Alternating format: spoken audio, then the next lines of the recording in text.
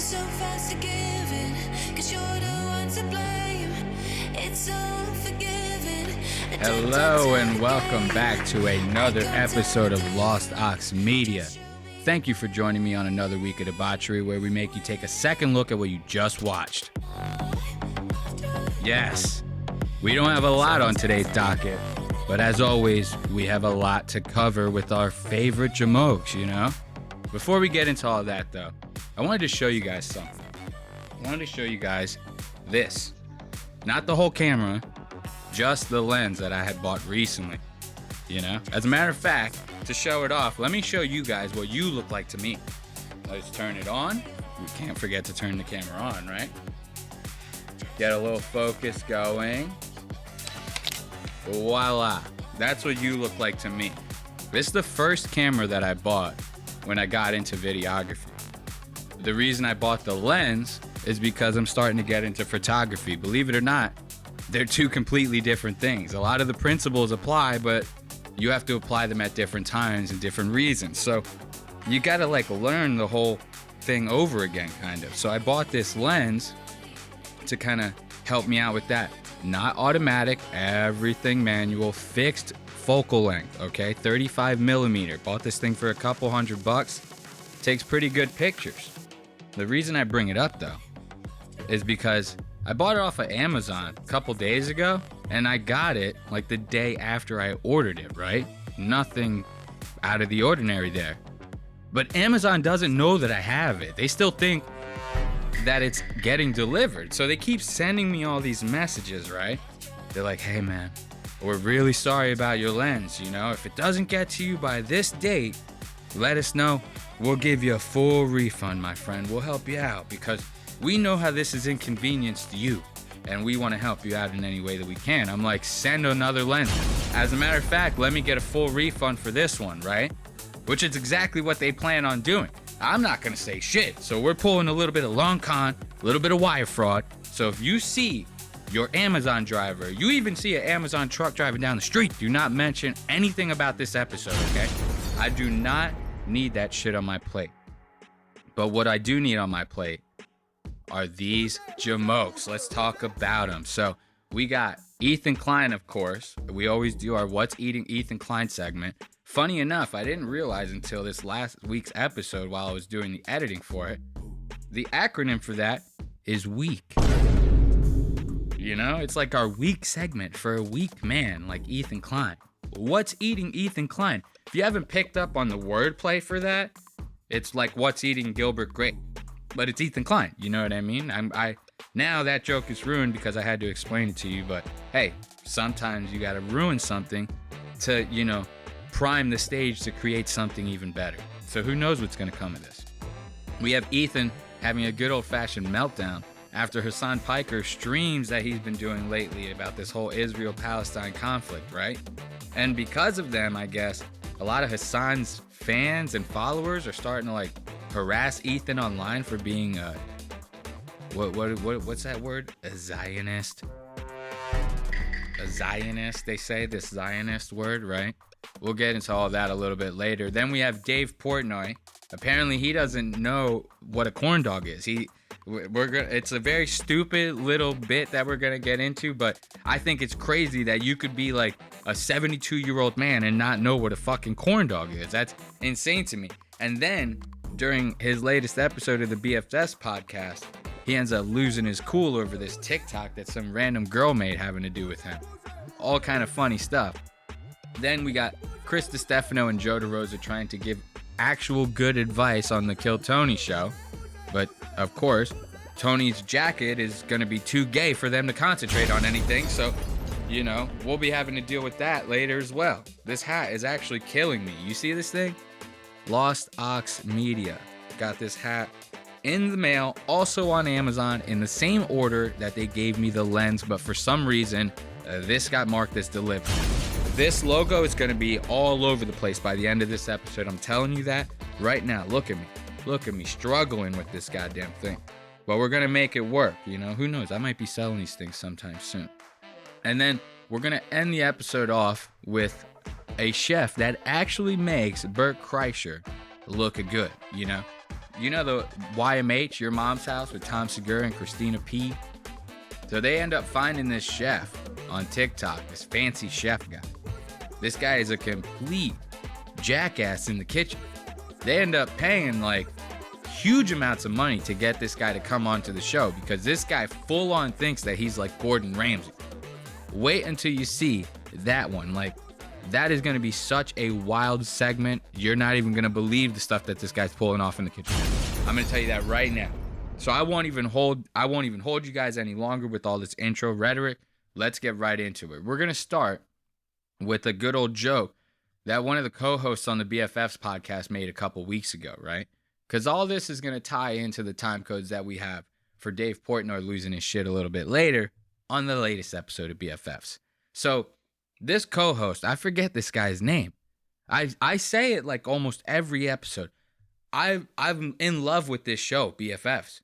I still don't know who this guy is. This guy in the bottom right-hand corner. I have no idea who he is at all, okay? I've been watching the show for like 3 months. I think isn't his name like Liam Payne? This is Liam Payne, right? This is the guy from One Direction. If I'm not mistaken, I think that's actually him. So that's Liam Payne. So Liam Payne, 2 weeks ago, he makes this insane. It's not even a joke. This is like what he actually believes. And I'm being very vague about it for a reason. Wait until you hear this shit. Dua Lipa soda goes viral. Over the weekend, Dua Lipa shared her soda recipe of Diet Coke and pickle and jalapeno juice. Dua had her friends try the drink. It seems like none of them liked the concoction. Dua also says that everyone's staring at her, but fans point out that's probably because she's Dua Lipa. Okay. Let's get into it. Dave, as always, this is why I love Dave. Straight boomer energy coming off of this guy. Can't pronounce nobody's goddamn name right. This little headline that they're going over on this podcast is Dua Lipa, not Dua Lipa, Dave. He said that shit like 6 times. He called her Dua Lipa. It's Dua Lipa. Apparently she likes to put like spicy pickles and a little bit of pickle juice into her Cokes. And that actually does sound disgusting as shit. I don't know why anyone would think that's gonna be like a refreshing thing at all. As a matter of fact, if you go back, look at her friend's face. Like, this is not the face that you make when the drink is refreshing. I'm gonna tell you that right now. So Dua Lipa is on some other shit, right? And you think that this is what I'm talking about. You think this is the crazy part that I'm talking about. A couple pickles and some goddamn Cokes? This is not as crazy as what's gonna happen right now. Watch this. Also says that everyone's staring at her, but fans point out that's probably because she's Dua Lipa. Sounds awful. Yeah, it sounds disgusting. Yeah. There's nothing about that would make me want to drink it. You're having a spicy dilly Coke? Yeah, that sounds like I'm going to throw up. That sounds like my worst actual spicy fucking nightmare, vinegar- actually. A spicy vinegar Coke. I'd rather drink milk. I mean, yeah, I would rather drink milk than a lot of things. I don't like Milk is a milk. top tier drink. Milk is like a number 2 drink after root beer. After root beer. Sorry I cut that one off. Now let's go back. This is Liam Payne, right?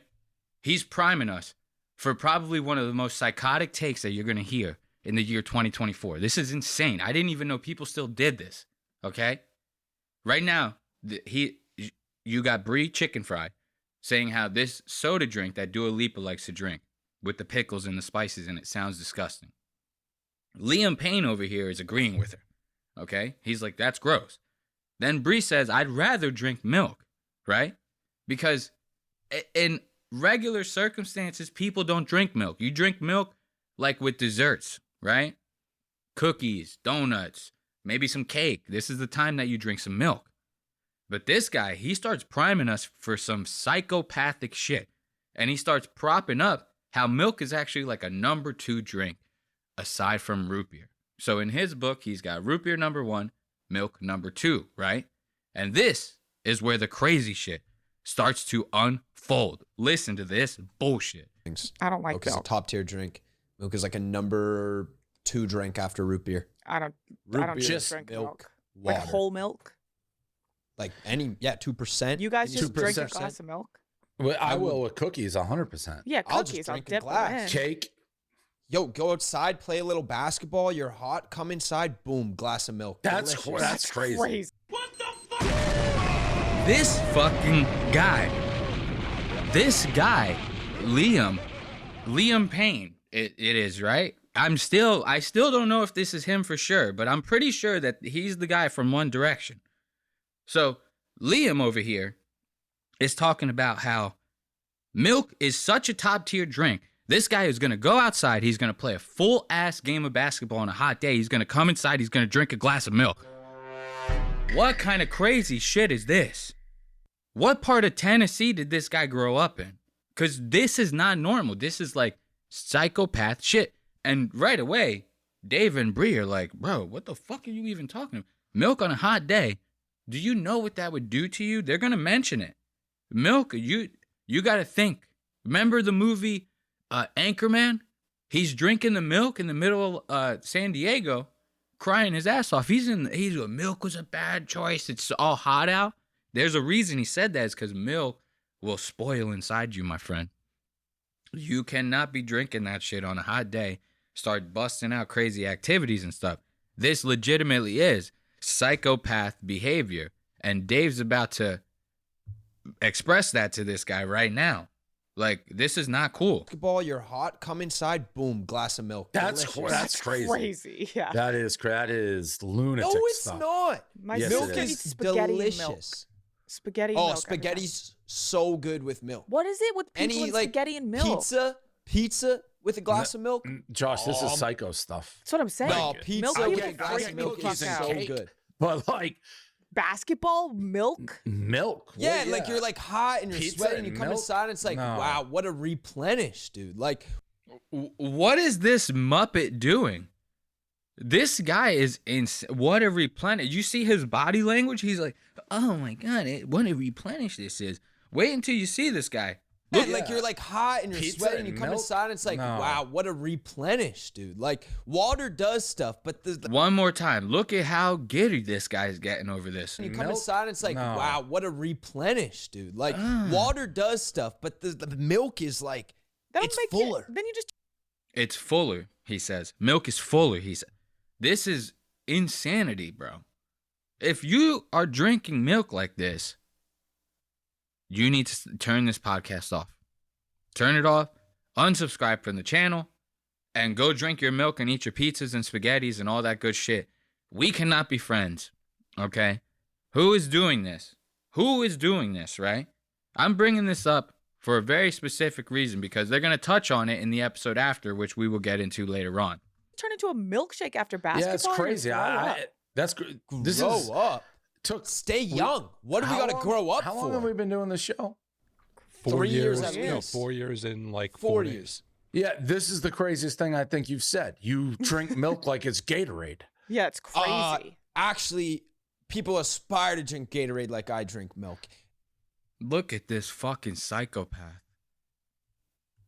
This guy. How did he even get into One Direction? Like, if I would have been part of that boy band and I would have saw this guy doing that shit on the tour bus, I would have thrown him out the fucking hotel window when we got there. Before we went to the next show, we would have had a fucking memorial for this guy. Okay? Maybe in some place in Prague or some shit like that. You know what I mean? Now, obviously, this is all a joke. I know that this is not Liam Payne. I do know that Liam Payne died tragically by a drug-induced psychosis, and then he threw himself out of a hotel window. This has all just been a bit.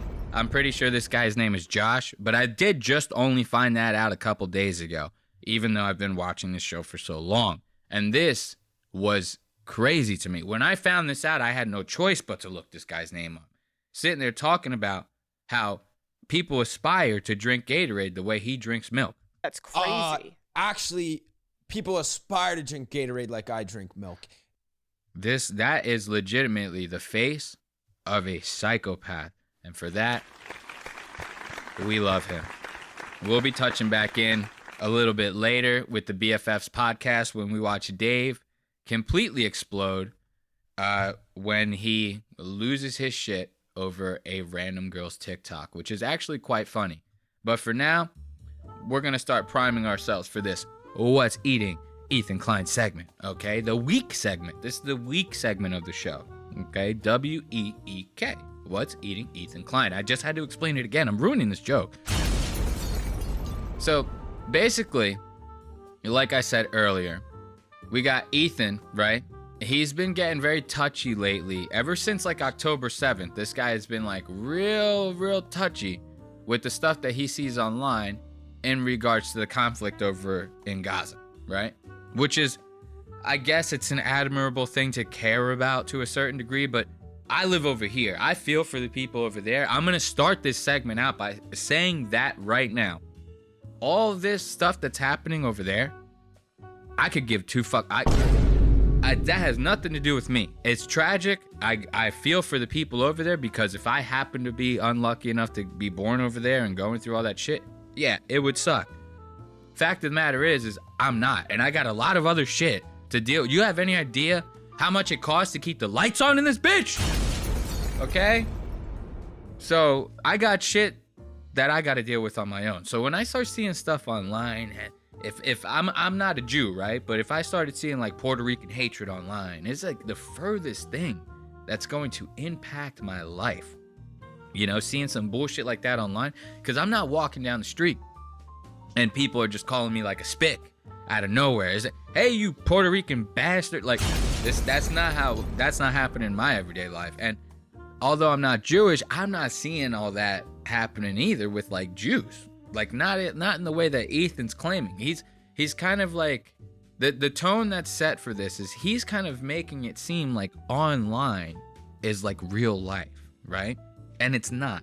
You could see a lot of stuff online usually happens in waves. All this stuff going viral on Twitter, you think that that's like pushing the zeitgeist, but it's kind of not.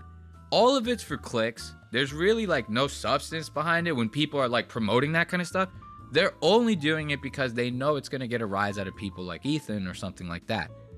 Yeah, a couple people might get influenced by it to a certain degree, but those are people who are easily influenced in their lives in general. You know what I mean? Anyone with half a brain shouldn't be getting so easily influenced by stuff online. Ethan is kind of making it seem like the whole world is turning into like Nazi Germany all over. He's like really thinking that. So Hassan, you know, he does a couple of live streams and he expresses his support for Gaza, for the people of Palestine, right? And he starts getting real chummy with a bunch of Houthis and stuff like that, which is very sketchy behavior. Hassan's just as big of a cuck in this whole thing as Ethan is. Don't get me wrong, I'm not rooting for this guy, okay? But these kind of things, they start poking at Ethan, even though they're kind of like none of Ethan's business, you know? Like, if Ethan just would, like, not watch Piker streams, he wouldn't be, like, you know, so susceptible to getting, like, angered by it, right? And, yeah, he might be getting harassment from, like, Hassan's fans and stuff. I'm telling you right now, I'm sure a guy like Ethan's getting harassment on a daily basis. It doesn't matter. Filter out your inboxes. I don't know. You got into this business. You need to expect this shit, okay? I've said it a million times in my episodes. These videos sometimes get fucking slaughtered, okay? I'm in the comments fighting for my life, defending myself, and it's just me, okay? But I'm not letting this shit get to me in my everyday life, you know? I'm picking up new hobbies. I'm learning photography, buying new lenses. I'm scamming Amazon. There's a lot of shit I got. So I don't give a fuck about none of this stuff. But I wanted to poke at Ethan in this episode because he gives way too many fucks about this. And the fact that he's kind of taking all this, like this Middle Eastern conflict, and kind of almost like making it all about him in a way. And it's very sad because AB has to sit there in the producer's chair, who happens to be Middle Eastern. And he has to sit there and watch all this shit. Like, Ethan's on the other side. Ethan's pro-Palestine. Or, Ethan. Yeah, Ethan is. He's on the other side of AB. Ethan's like pro-Israel kind of. AB is pro-Palestine. Think about AB having to sit there and watch the guy he idolizes shit all over the whole thing. Completely fucking just take a big old shit off of all of AB's support thoughts, all of his ethics, whatever it is that you want to call it. he has to sit there and watch this guy that he legitimately idolized shit all over that. That's some fucking shit right there. So, this explanation went a lot longer than I'd like it to go. Let's just actually get into the time codes. Ethan starts this shit out by talking about how apparently he did try to reach out to Hassan about these streams that he's doing, which, mind you, is completely unsolicited. Like, they're kind of like not even friends anymore after Leftovers. So, to come out like this is kind of crazy. Before I begin, I would like to address a couple of points that I know will be brought up. One that I hear a lot: why don't you talk to Hassan about this privately? I did text him a couple of weeks ago after I saw the clip of him saying that he had no problem with Hezbollah. I texted him that I thought it was pretty disappointing and disturbing the way that he was. I'm on no sleep, sorry. What's the word? He was hyping up Hezbollah. And granted, when I texted him that, I said, you know, you don't have to respond to me. I totally understand because it's unsolicited, you know, criticism. I get it. Right there. Now, this guy is actually making like my points for me, you know? So imagine, it doesn't, like, he could have said the most crazy shit, right? But you have to understand that most times people, when they're doing whatever it is they're doing, they feel like they're in the right? So you have to like take that into consideration when approaching stuff like this. So Hassan thinks that he's doing this righteous thing. He believes in what he's doing in these streams that he's doing, whatever he's backing, he believes in that. Ethan believes in what he believes in. It's kind of like Ethan, because Hassan's not sitting there saying nothing to Ethan, reacting to nothing. He's just doing his own thing. But it seems like Ethan is not taking that into consideration. Ethan's only trying to be right here. So think about that. For Hassan to be doing something that he feels is not even related to Ethan at all. I mean, at least not in the big picture, right? And then to have somebody like Ethan just out of nowhere text him, they probably haven't talked in months. And then Ethan's going to text this guy and start criticizing the shit that he's doing, right? He could be completely in the wrong, but you have to understand, Hassan's going to take that as an act of maliciousness, like, you know, or however you want to phrase that. I'm kind of losing myself here, but he's going to take that the wrong way. So of course, he's either not going to answer you or he's going to give you a backhanded remark. I know I would, right? So you just have to be real here. Ethan is even acknowledging this, but then what he says after goes to prove just how childish he's being about this whole thing and how he's kind of making it about himself. Respond to me. I totally understand because it's unsolicited, you know, criticism. I get it. But I was kind of hoping to open the door to a more personal conversation. He did not reply, which I took as basically just like we're on the opposite sides of this issue and talking isn't going to really help, which I get. And I agree. That's probably where we're at, unfortunately. Okay. So now Ethan's taking Hassan as like an enemy of the show, right? And I'm not going to lie, I haven't watched Hassan stream, so I'm kind of like blowing it out of context a little bit myself here, right? And the stuff that Ethan's showing, of course, Ethan's going to go out of his way to find like the things that are going to make Hassan look the worst. So, I mean, he's kind of making him look pretty bad in this episode. Again, Hassan could be doing the worst shit. This is not directly affecting Ethan. In the grand scheme of things, if Ethan would just do like other people do and just kind of blow off shit that happens online because, once again, it's not real, his life would be a lot easier. Instead, he's putting his fans through this bullshit. And I'm telling you, we're not going to go crazy deep into this. I'm not going to give you some like philosophical take on this shit because it was boring as fuck. Like, to sit there and have him talk about this for like 2 fucking hours of a 3.5 hour show, it was boring. And at times, it just seemed like he was reaching. And eventually, you kind of tune out when it comes to that kind of shit, right? You know? So he goes to make these like crazy ass claims, which once again, I'm not Jewish, so I don't know the ins and outs, but he starts talking about this word Zionism, right? and how all these people in the Middle East, they're against Zionists. But he's kind of talking about how the word gets blurred a lot. If it gets blurred so much and it doesn't mean anything, then why are you getting so worked up over this shit?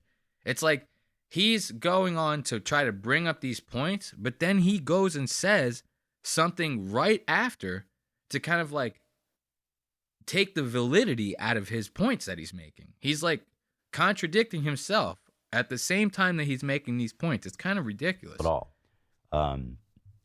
I am seeing a concerning rise in anti-Semitism and a normalization of it in a way that I don't think Hassan is anti-Semitic, but I do think that stuff he does contributes to it. Well, and I know that's a big claim. However, I hope that you will watch this through. I believe it's well supported, and I feel that it will be persuasive if you listen to what I'm saying. Once again, what does it matter? Why are you putting your fans through this? So to sit there and go like, I don't think he's anti-Semitic, but you know what I mean? Right there, every single person watching should know he's going to do whatever he can to smear this guy. And once again, I'm not defending Hassan. I think he's just as big of a bitch as Ethan is. As a matter of fact, I think he sucks so bad, I can't even hate watch his goddamn stream. I can do this. I can hate watch this. I can't even hate watch Hassan's shit. It's like listening to nails on a chalkboard to me. So, but once again, I digress. The only reason I'm bringing this up is because it seems like this guy's reaching. Seems like he's trying to make an international conflict about himself. And on top of all of that, he's not even taking into consideration that there's a Middle Eastern guy who's on the opposite side of the issue right there. And he still wants to do this live on air in front of everybody. You know what I mean? A guy that is his producer, supposedly his friend, putting him through this awkward bullshit. You know? So what are we doing here? And then now we're going to listen to him explain this shit, his take on the word Zionism, right? And I find this a little bit weird because he starts talking about how he feels like there's a huge rise of anti-Semitism throughout the world, not even the country. It's like international rise of anti-Semitism, right? Have you ever even met a Jewish person in real life? I've never even seen an actual Jewish person in real life. It's like they kind of just hang out in their own little sects. You know what I mean? Like they don't want nothing to do with us. They're very secretive people. If you're not in on that inner circle, you don't know what's fully going on. I mean, do you see what happened in New York? The tunnels? Okay, you trying to tell me that these guys are not trying to create a secret society? They don't want anything to do with us, okay? That doesn't mean we should hate them for it. But that being said, I don't even see a lot of Jewish people in my everyday life to even see them getting hated on. And guess what, Ethan? I actually live in the real world. I'm not in Beverly Hills. See, Ethan's like, he lives in like Beverly Hills, right? Or wherever, some rich ass part of California, right? Where there's probably a bunch of rich ass Jews in that bitch. All sitting around complaining. What's the biggest stereotype people hear about Jews? Aside from the money and the big noses, they like to complain a lot. They complain. So now you sitting around in this rich ass town getting coffees and shit. You running into nothing but rich Jews who want to complain about insignificant problems because they don't have actual problems like the rest of us. This is what's happening here. This is what I feel like. So all this anti-Semitic shit, I feel like it's just Ethan sitting inside of an echo chamber. You know, and this echo chamber, he's going to put you in it for the next 2 hours. Okay. But I want to show you some of these clips that he tries to bring up to like fucking, like desecrate Hassan's character. Right. And they're kind of like actually funny a little bit. It kind of just goes to prove that like Hassan is just an idiot. Say about them. But Hassan interviews this kid who is almost certainly affiliated with Houthis, and asks him a few hard-hitting questions. Let's take a look at some of them. Okay, this is a stupid question. Okay, you can preface it with that. Does he know what One Piece is? أول شيء بقول لك إنه ممكن هذا السؤال يكون شوي أهبل بس بسألك تعرف شو هو ون بيس؟ عمرك سمعت بون بيس؟ أكيد يعني منذ الطفولة وأنا أشاهد ون بيس لوفي. Luffy? Yeah.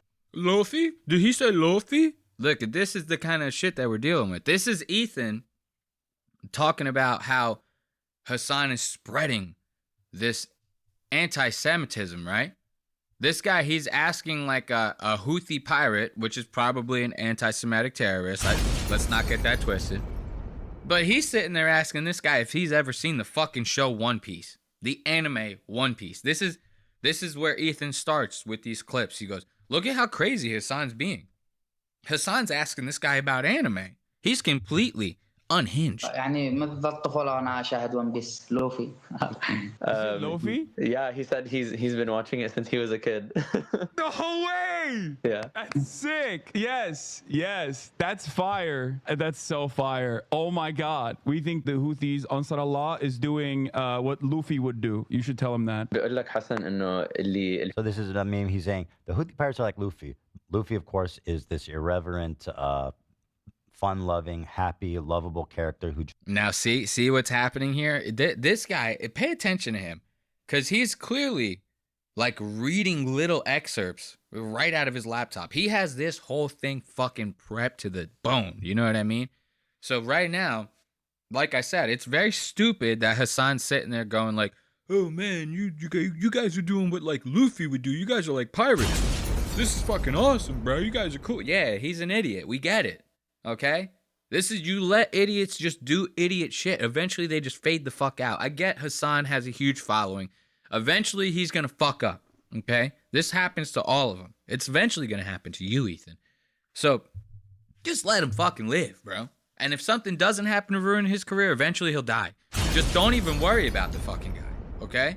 What does it matter with all this shit? This is the kind of stuff I'm talking about. He's reaching like fucking crazy. And this is like one of those tactics that Ethan likes to do, right? So Hassan's sitting there comparing these guys to fucking the pirate crew in One Piece, saying that the Houthis are doing what Luffy would do, right? So now Ethan, he wants to take this and twist it, right? He wants to say, look at him. He's comparing the Houthis to One Piece. And One Piece, they're these lovable, irreverent, likable, blah, blah, blah. He's pumping up that how One Piece is like not bad at all, right? Which it kind of like isn't. But he's doing it like he's putting overtime in on these emphasis. So that when he talks about how he's comparing this to the Houthi pirates, how they're raping, killing, pillaging, taking over cargo ships, the hostages, the whole 9 yards, right? You can tip that scale a lot harder because you emphasize all this good stuff first. And then you brought on this very demonic, evil image right after. So people will tip that scale and they will go, yes, the Houthis are very bad, which they are. They probably are. I don't know. I don't care about this enough to know.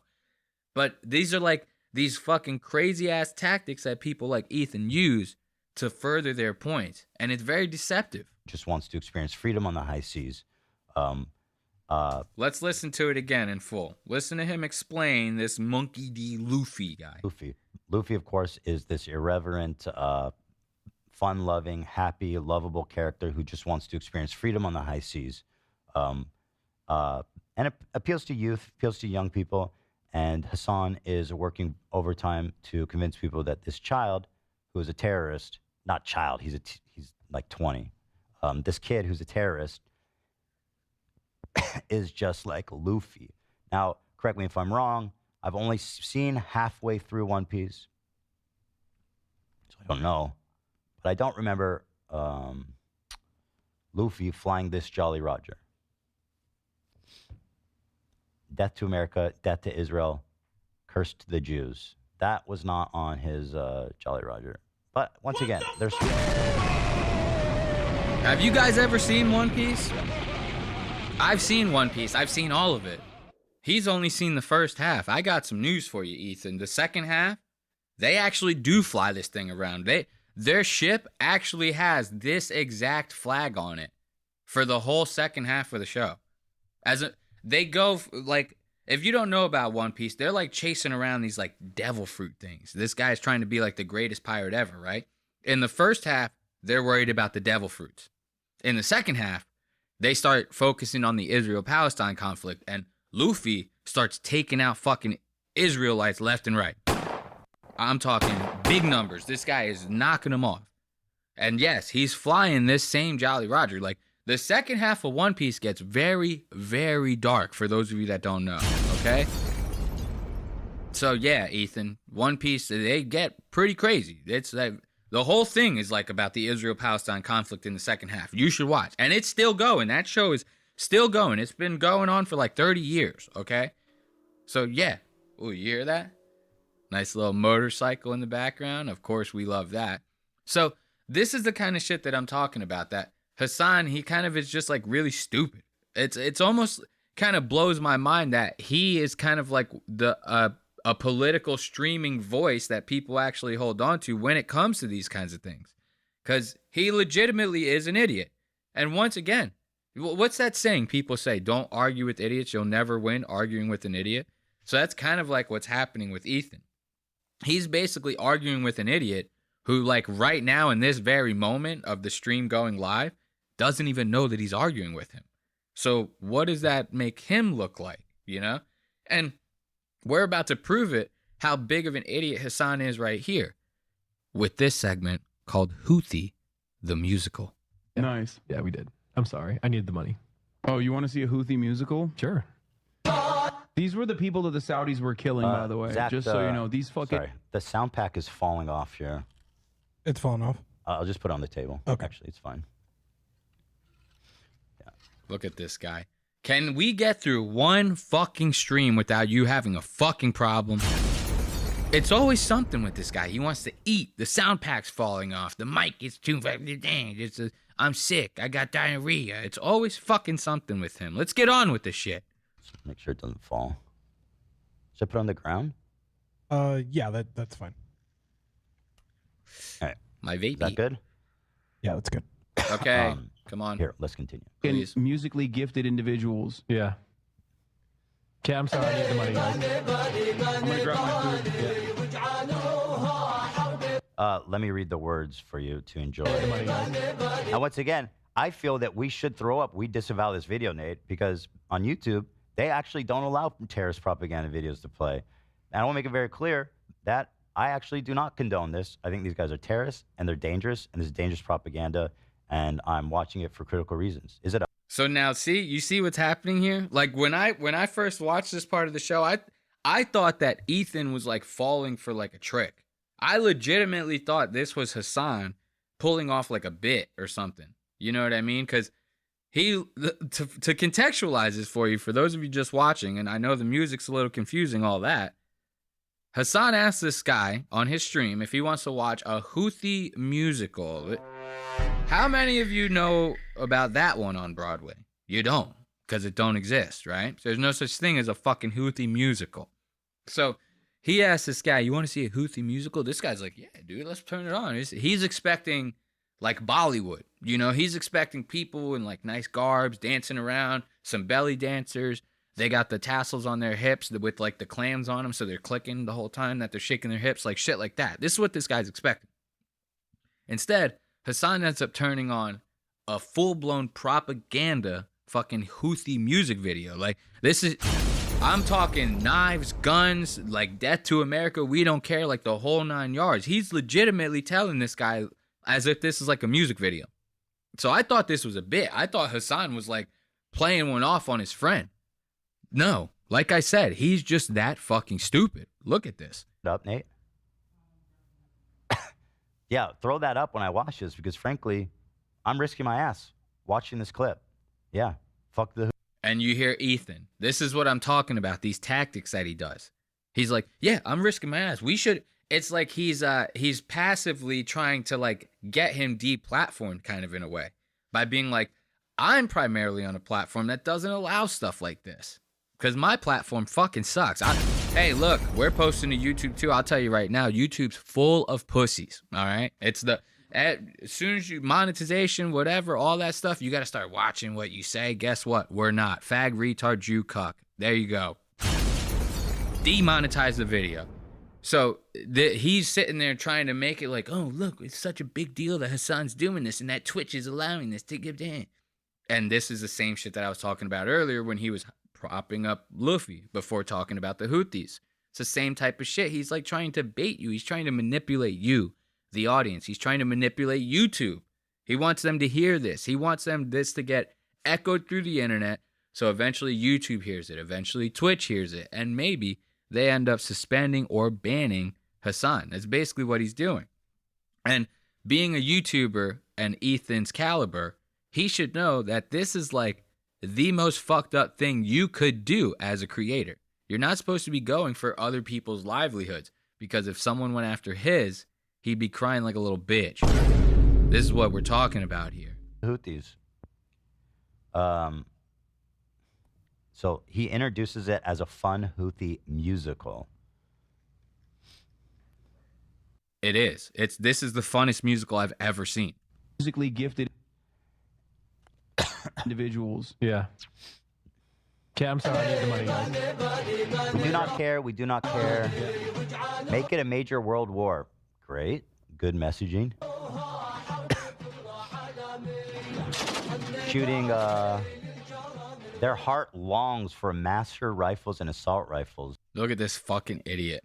Their heart longs for Mauser rifles and assault rifles. Mauser. It's a gun brand, not Master. You idiot. Very good. Very cool.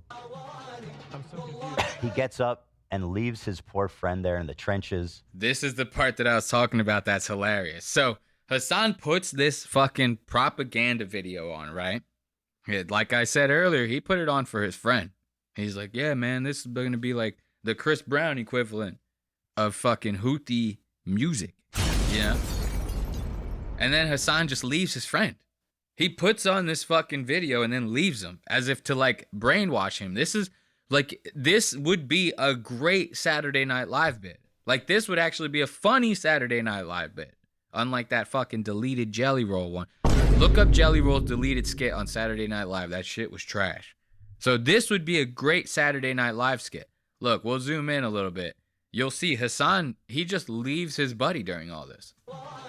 Look at that. Goodbye. He gets up and leaves his poor friend there in the trenches, taking Houthi terrorism propaganda to the dome. And I've seen this clip, man. This poor guy has no idea what's going on. He's obviously not very savvy with politics. So this guy, he's just left in the dark. Hassan just leaves him. And of course, Ethan, he's going to harp on that for a little bit. You know what I mean? I want to show you when Hassan gets back. Because when Hassan gets back, his friend starts calling him out. Because his friend realizes how fucking crazy this is. And yes, I'm not like getting on Ethan's side about this, but it is fucking crazy. But once again, why does this have to be part of the show? We don't have to do this. Get over it, buddy. But watch this. Watch when Hassan comes back. This is actually hilarious.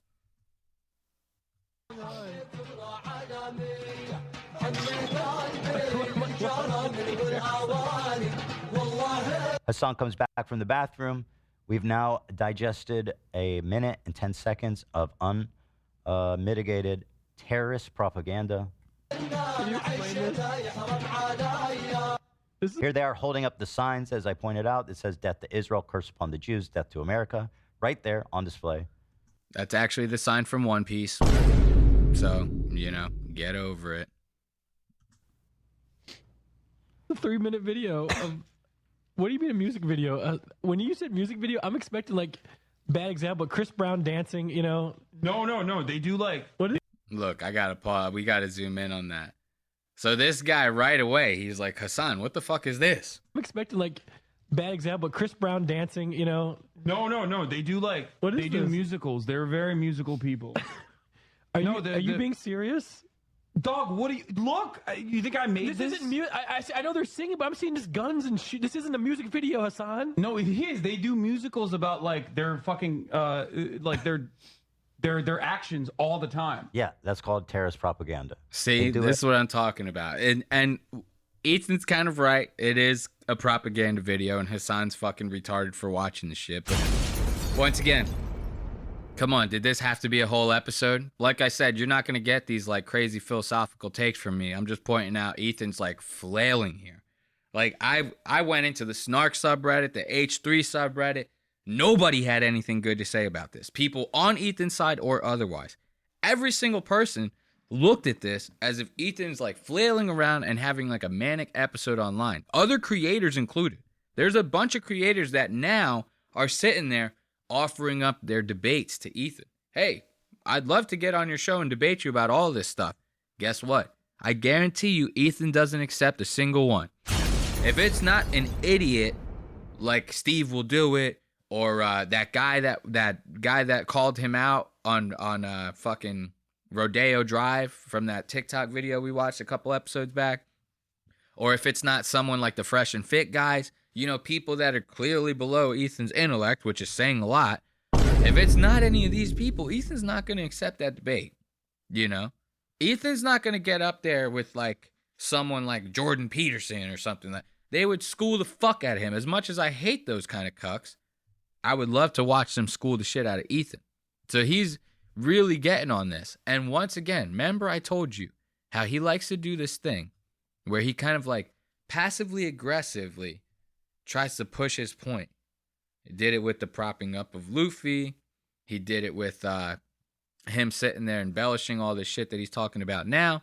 And he's about to do it again by calling out the CEO of YouTube, which if you know anything about Ethan, he's always bitching about how he gets treated unfairly on YouTube, right?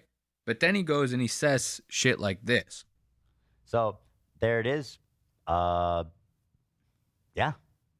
that right there.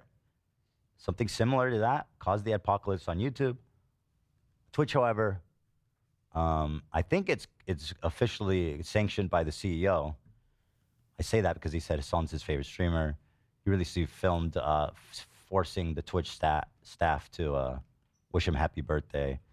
Now, see what I'm talking about here. All of this embellishing. Ethan's sitting there saying that this type of content is completely endorsed by the CEO of YouTube only on the basis that the CEO one time said that Hassan was his favorite streamer. That's it. So, what, like, this is what I'm talking about with the reaching. Oh, the reaching, you know? But this is another crazy thing. Ethan's going to sit there and give this guy shit for playing Call of Duty on his live stream. Watch this. This is insane. Here it is, downloading. So yeah, here he is presenting this entire video, once again, with zero critical commentary. In fact, the opposite. Blatant encouragement and enjoyment. We have the, yeah, here it is. This is Rust. Bro, they fucking, look at this. They got the Palestinian flag that they painted under the helicopter with the Yemen flag. They fucking they start overtaking the shit. And they're like, guess what, dog? No more trade to Israel. If you're an Israeli, if you're owned. See, that's not even like, that's like Call of Duty. You know, they're like legitimately watching like a Call of Duty stream. Like if I had an Xbox controller right now and I was sitting there. Bro, they fucking, look at this. They got the Palestinian flag that they painted under the helicopter with the Yemen flag. They fucking they start overtaking the shit. And they're like, guess what, dog? No more trade to Israel. If you're an Israeli, if you're owned by an... No more trade to Israel, right? Ethan has a very big problem with this video. It's apparently some Houthi pirates commandeering cargo ships, right? To me, it looks like a scene out of Call of Duty. You guys remember that yacht mission? This is kind of like what's happening here, you know? I think this is probably the most badass video I could possibly imagine watching. You know, these guys are like no hose barred, tactically trained. All right. Hassan is just expressing his appreciation for a good old Call of Duty mission gone right. That's all this is. You know, he's not actively supporting terrorism right now. What he's doing is he's supporting other streamers. Because this shit looks like something that came out of someone's Call of Duty live stream. Look at these guys. Watch them take over this ship. This is actually crazy.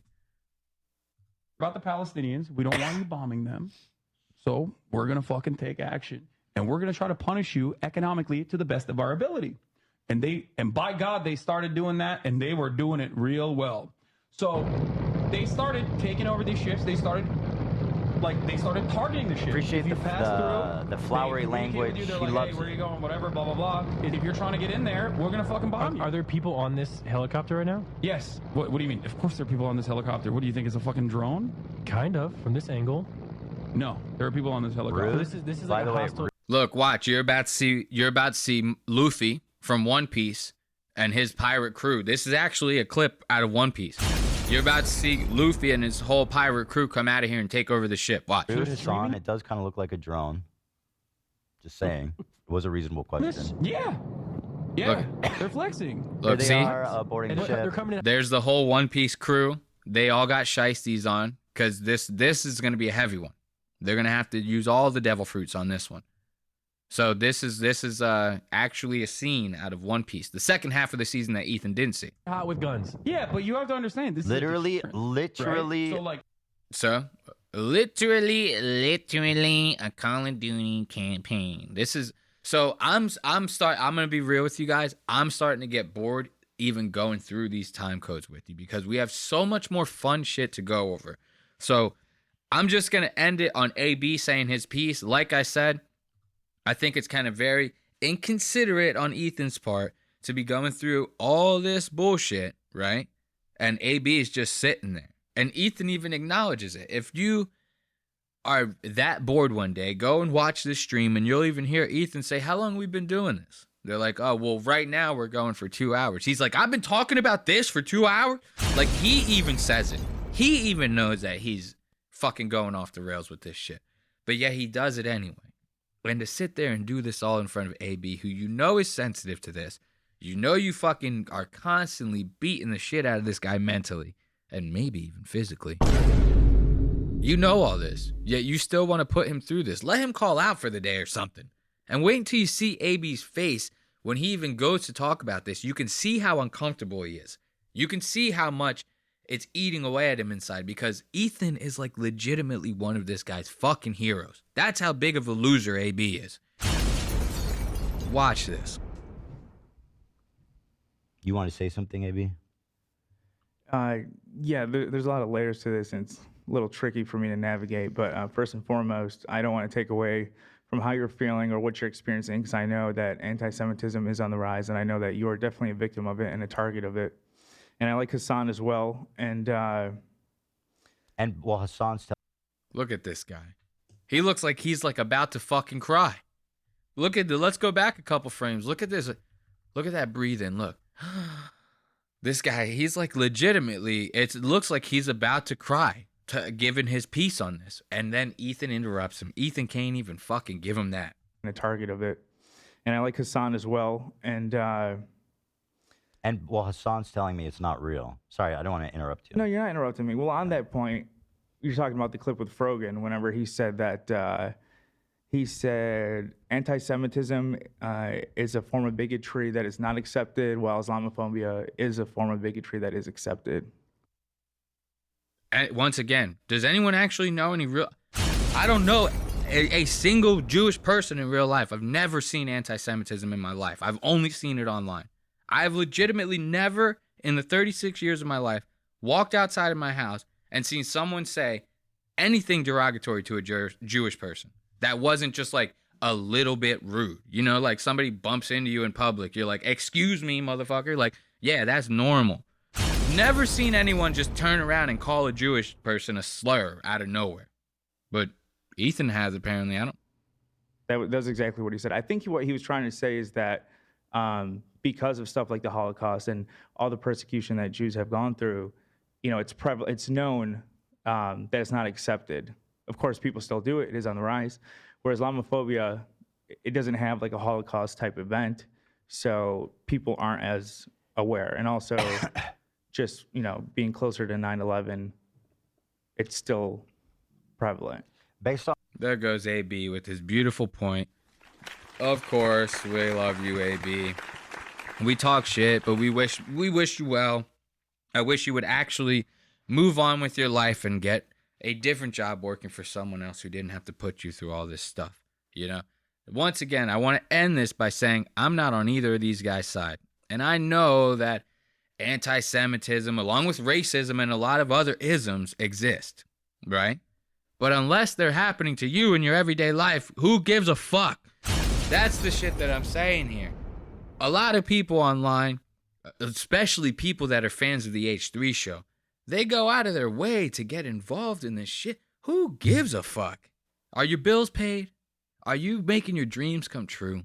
These are the questions that you should be asking yourself. You shouldn't be asking yourself how somebody feels on the other side of the world when you're struggling to put fucking food on your plate. That's the only point that I try to make with this whole thing. And Ethan is a bitch, and he's blowing this out of proportion, and all of these things, okay? So let's get into the next segment. Actually, I want to get into some funnier shit, all right? So we're going to get into the fancy chef on your mom's house. This one was actually crazy. So these guys on your mom's house, right? The whole thing, they ended up finding this chef on TikTok because with your mom's house, their whole big thing is like they have a whole segment where Christina, she like watches a bunch of different TikTok videos that she accumulates throughout the week, and they kind of just talk shit on them, you know? And that's kind of the whole shtick. I'm sorry, I'm kind of like losing track of it right here. It's because I'm trying to get the time codes pulled up and everything real fast. So they find this chef on TikTok. He's like nothing close to an actual chef. He's sitting there making videos of like these fancy plate like designs that he's coming up with, like how to plate the food. But all of it's like it'll be like a store-bought cheesecake slice. He'd put like a couple raspberries on there, some like cherry drizzle, something, you know what I mean? He's like, look at how nice this is. It's beautiful. It's color contrast, beautiful and nice, you know? And he's like somehow amassed like a bunch of followers on TikTok with this type of content. Mostly from people just sharing it by like being like, look at this fucking guy. Like, is he actually real with this shit? You know what I mean? Is this real life or is this a dream? I don't know, because this chef like actually does a good job of like, this is someone who's living in a fantasy world. He legitimately has no idea what the real world actually is. And we're going to show you this because the stuff that this guy tries to cook for them is insane. Okay, so you have enormous chefs in the kitchen. And if the kitchen isn't big enough, the two things that...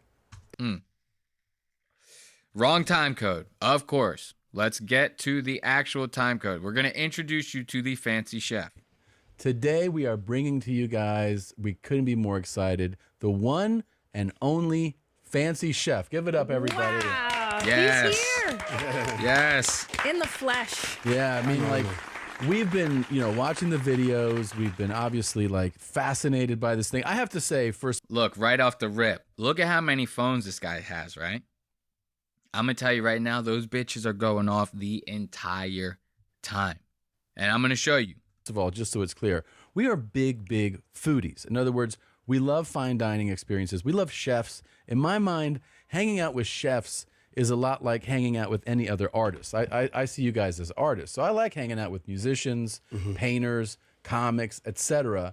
And chefs are like that for me too. So we always have a natural... yeah, sure. Do you need to take that? Is that... Do you want to take it? No, let them take it. Oh, okay. Yo, so this guy now, look at this fucking jamoke, dude. This is not real. This guy is like 100% serious. You know what's funny about this guy too, if you're not familiar with this content? This getup that he has on right here, he wears it all day, every day. You see this guy out in public, he's going to have this jacket on, this hat, these glasses, the whole chef getup. In his everyday life, he's just like out shopping at the mall doing this, right? He has all these cell phones because on TikTok, he's constantly blasting his number out. Book me, book me, book me, book me, book me. So those phones are going off. How? I have no idea. When I show you this shit that this guy is trying to do, you're gonna say the same thing. I have no idea how anyone calls this guy. He hasn't even turned these phones off during the podcast. He leaves them on. And this is gonna be the first time of many that we see this type of shit happening here. Yeah, sure. Do you need to take that? Is that... Do you want to take it? No, let them take it. Oh, okay. Let them Okay. take it. Okay. Put them away so they're not going off. Oh, okay. Whatever. You want them to take the phones away? Yeah, you don't mind? I don't mind. Do you want me? Hey, Tanner. You want to leave them? No, it's up to you, chef. Whatever you want to do. Do you want to leave them out here? I don't want you to miss If you, I don't know if you need to grab a call. It's fine. Oh yeah. Okay. I ain't want to answer on set. Oh, it's up. It's sure. Do you want to take them out to the prep area? Or do you if want I can answer on set, you don't mind? I don't mind if you answer on set. Oh, you don't? Okay, good. I'll answer that call. But that's okay. Okay. Come on. Okay. So now Tom is giving this guy the full green light to answer his phone on set if that shit rings. And trust me, it ain't just ringing. Okay, that was the first time we heard it ringing. The text messages are about to be popping off. Listen to this guy's phone's constantly bloop, bloop, bloop, bloop, bloop, bloop. And he took me and toured me the kitchen, stuff I had never seen before, really. The tall kettles that you cook in commercial kitchens, airline, hotels, so on and so forth. And she said, that's good. See what learning from home did for you? So that was one of my first places that I got Okay. a taste of commercial. And then was it on to restaurants from there or just private cooking? No, it was on to restaurants. Actually, I had a good friend Wow, you're really who blowing was up. into it. It was in that neighborhood. Yeah. You hear that? Those phones. Bloop, bloop, bloop. Listen, dude. Tom's like, wow, you really fucking blowing up there, bro. Like, Friend Wow, you're really who blowing was up. into it. It was in that neighborhood. Yeah. And this is when I went to Rockefeller see, Center. so now we haven't really scratched all the funny stuff. Like, yeah, it's kind of funny. He's letting his phone go off, and he's a little bit oblivious to all these text messages, notifications, and shit. But like, if you saw this at face value, like this guy could be a chef. If you don't see him in the kitchen, you didn't see none of his TikTok stuff, and you just turned on this episode, you'd be like, oh, Tom's like interviewing a chef. Like this guy kind of looks like if he was an actual celebrity chef almost, right? Wrong. This is what a hack looks like, okay? And I'm going to show you that. When we get into these next ones, this shit is on like Donkey Kong. When you see the skill level of this guy's cooking, and then when you hear them talk about how much it cost, holy shit, you're going to lose your mind, okay? Now let's check out the first course. Right. We just kind of stepped down there for a second to get Chef started. How incredible is this? I mean, look, it's been quite a whirlwind week for us here at YMH because we weren't sure he was even going to show up. It was a lot of anticipation. And there was a lot of excitement last night when you got the notification. Yeah. Oh, thank you. That Oops, the eagle had landed. That the eagle had landed in Austin. Look, so they don't even know. This guy's coming out with like the drinks and stuff because he's prepping them for the first course. The chef just walked back there. The time that you heard them to start talking was the same time that the chef got back into the kitchen. He's already sending someone out to give them their drinks, okay? This is, if you've ever been to a restaurant, you know what this means. Watch this. Thank you, Watch Cooper. your head. And then the excitement of him going live. Yeah. On Instagram. We were watching in bed. Yeah, it was incredible. It was incredible. So yeah, this is going to be exciting. What do you anticipate for the meal? I feel like looks like we have the first course coming in. Wow. actually, You're right kidding. now. A full 45 seconds at first course has arrived. This guy is already. Now, you're thinking to yourself, this guy is the greatest fucking chef that's ever lived. He went back there, and in 45 fucking seconds, he started a fucking appetizer. He's already got these guys ready to go, right? How great is this? Like, if I spent all that money, and trust me, we're talking tens of thousands of dollars. Wait until you hear them say this shit. If I spend all that money, and the first course is coming out in 45 seconds, I'm going to be impressed as fuck until I see what that first course is. Watch this. Ready? Already? Jesus. That is. that was so fast. Okay, Chef, watch so your we're head. gonna do what we talked about. Okay. Which is one of them. Okay. Here. Wow. Oh, one of the dishes is ready to go. One dish is ready to go. Literally, what, Again, 4 as you know, minutes? This is one of my favorites, This is one of your favorites. which is the strawberry. Hold up. As a matter of fact, we're still going to have the smoke break after we do this set of time codes, right? I want you guys, I'm going to start this time code over again. We're going to go back a little bit. I want you guys to spark up with me, okay? Cuz this is this chef, he's going to make you feel so good about yourself because when you watch this guy, you're going to truly know that all things are possible. I'm telling you right now, because if this guy can do anything in the culinary world, trust me, you can make your craziest dreams come true. Like, you want to be an astronaut that does fentanyl on the moon for the first time? You can do it. I'm telling you, this guy is proof. So have a couple hits with me while we watch this first dish, because trust me, they're just going to get better and better and better. We need a couple hits for this. Watch. And then the excitement of him going live Yeah. on Instagram. Just a couple watching hits. in bed. Yeah, it was Just enough to get us through this. It was incredible. So yeah, this is going to be exciting. What do you anticipate for the meal? I feel like It looks like we have the first course coming in. wow. actually, You're right kidding. now. First course. Already? Jesus. Coming up. That is that was so fast. okay. Chef, watch so your we're head. gonna do what we talked about, Okay. which is one of them. Okay. Here. Wow. Oh, one of the dishes We is go. ready to go. One dish is ready to go. Literally, what, Again, 4 as we know, minutes? This is one of my favorites. This is one of your favorites. That's Which it. is the strawberries. Just a couple hits. I'm putting my joint out now. Okay. I'm just loose enough for this first dish. Wait until you see this. Strawberries. Yes. So what we wanna do Unbelievable is- plating what we of wanna do is strawberries. Gorgeous. Yes. we actually want to So their first course is a fucking plate of strawberries. He's done nothing to the straw. He's just taken them out of the plastic container and piled them up on the plate. He thinks he's piled them up nicely. There's what? We got 7, 8 strawberries on there. This is the greatest appetizer I've ever seen. Okay?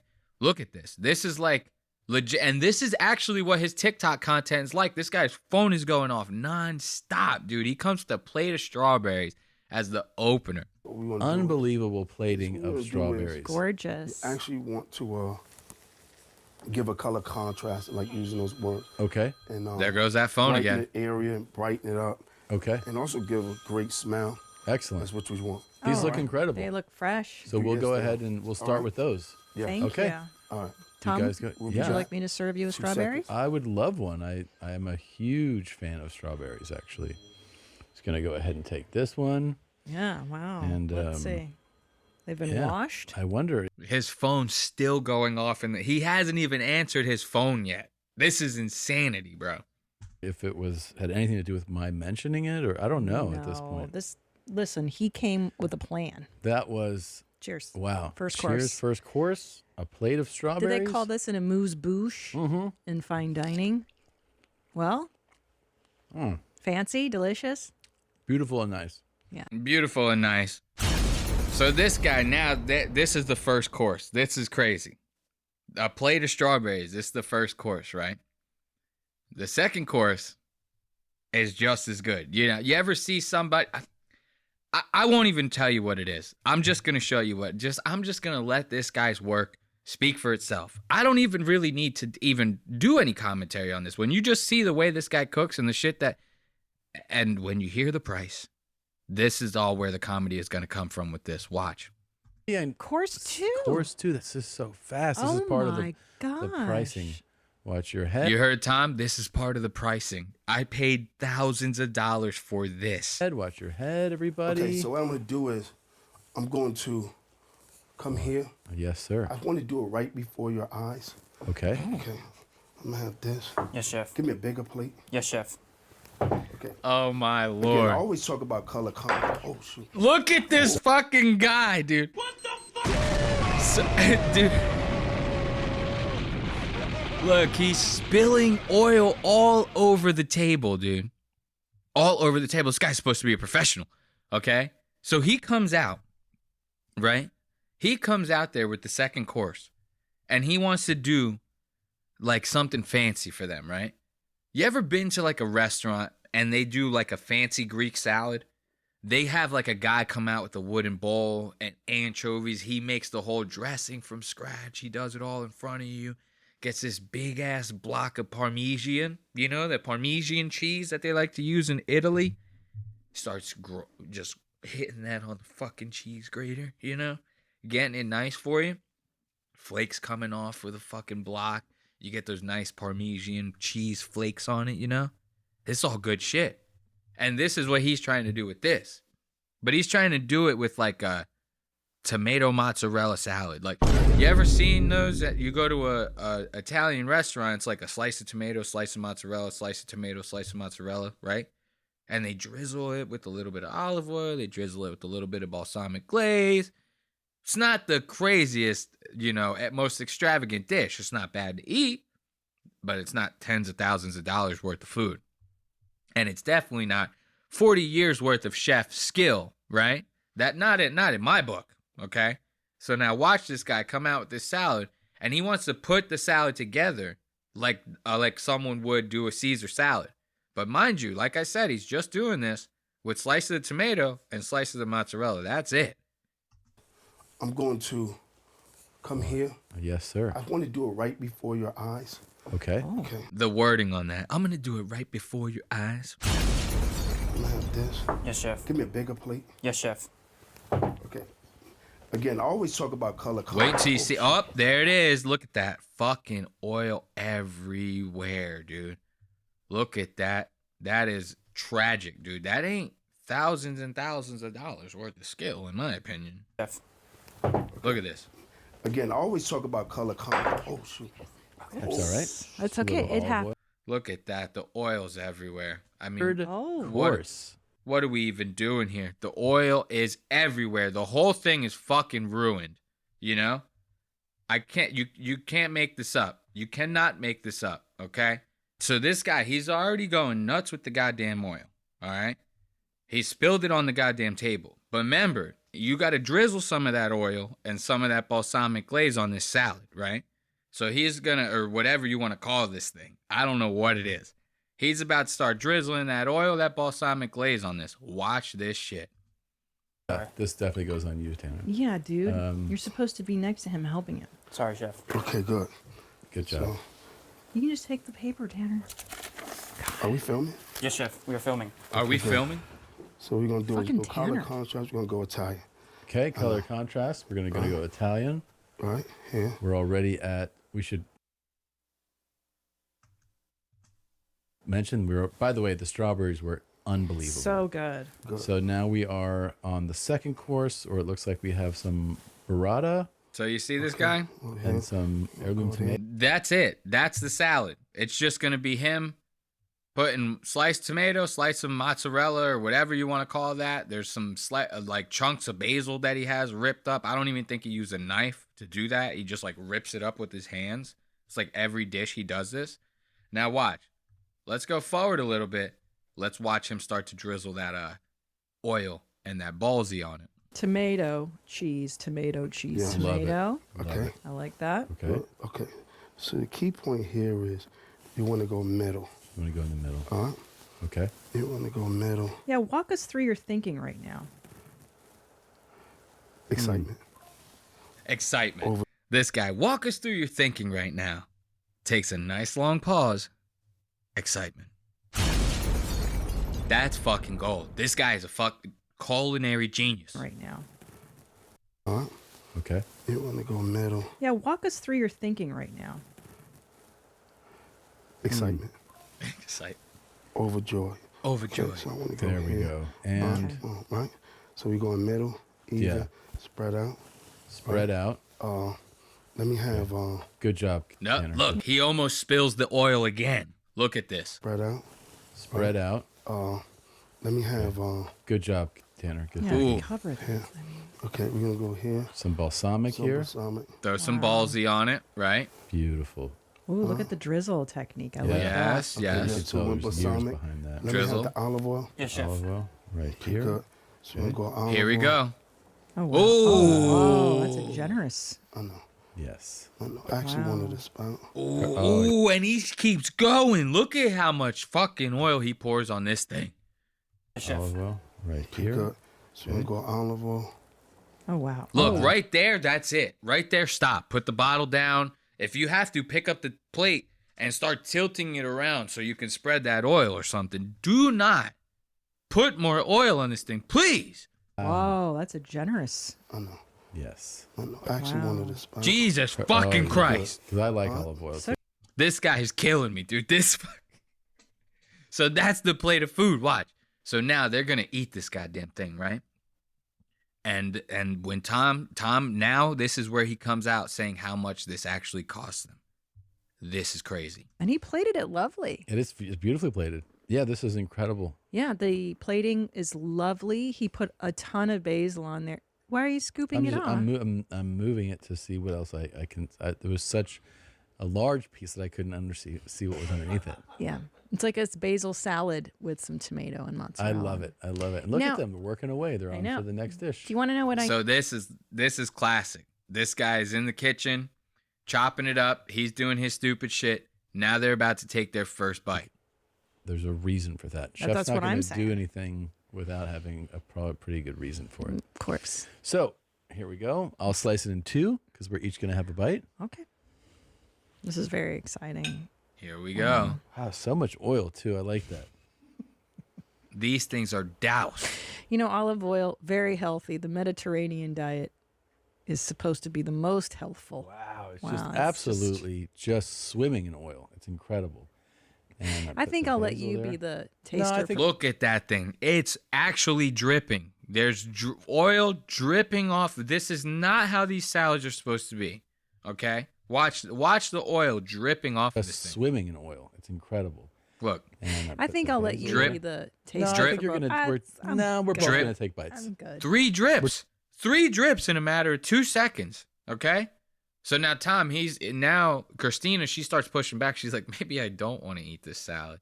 And this is where Tom drops the info. I think I'll let Basil you there. be the No, taster. I think for you're both. gonna. We're both good. gonna take bites. I'm good. We're taking bites. Well, Wow. juicy. You can taste the oil. Jesus Christ. That is so much. What about that basil? You can taste that too. That is bad. Here you go. Here's your bite. No, I'm good. I No, you believe gotta try it. You need to It's try it. Very Yeah, you need to juicy. try it. Here Yeah. already, there's oil on my jacket already. You know what? It's $45,000. You're taking a bite. $45,000. $45,000 they paid this guy to cook this food. $45,000. You come out with a plate of fucking strawberries as the first course. I'm calling the fucking cop. I'm gonna be like, this guy is a fucking con artist. He stole all my money. They flew this guy out first class. They put him in 5-star hotel. This is all under his request. He would not do this without this. 5-star hotel, flew him out first class. Then they let him go on a complete shopping spree for every single kitchen utensil you could possibly think of. After all that's said and done, they brought him to the goddamn grocery, like the nicest grocery store, and let him buy whatever he want. This guy completely finessed these guys out of like a vacation. This is all that happened here. You guys paid $45,000 for this guy to have the best fucking weekend of his life. Okay? That's all that happened here. This is what's happening here. You guys got conned off your asses. Watch Christina take this bite of oily ass tomato. My leg. Fair enough. Boy, that is. I know you love your basil. Yeah. There we go. Let's see. I cut it into a quarter. Look, it just dripped on my thumb. Even more dripping. It's dripping on the table. Look at that. Mm-hmm. Uh-huh. Oh, It's look at her very face. oily. Look at that face she makes. Watch this. You see that face. Let's go back a couple. Look at that. She's about to make this face right here. Watch. Mm-hmm. Wait until you see it hit her. Ooh, look at that. Now that all that oil hit her, she's like, God damn. She already knows. And she's just getting over breast cancer. So she's like, what the fuck am I doing to myself eating this shit? All for a bit? Like, is this even worth it, you know? So now they go to the third course. This is going to blow your mind. Now, this shouldn't even be that hard to mess up. You ever go to, everything he's doing is like Italian.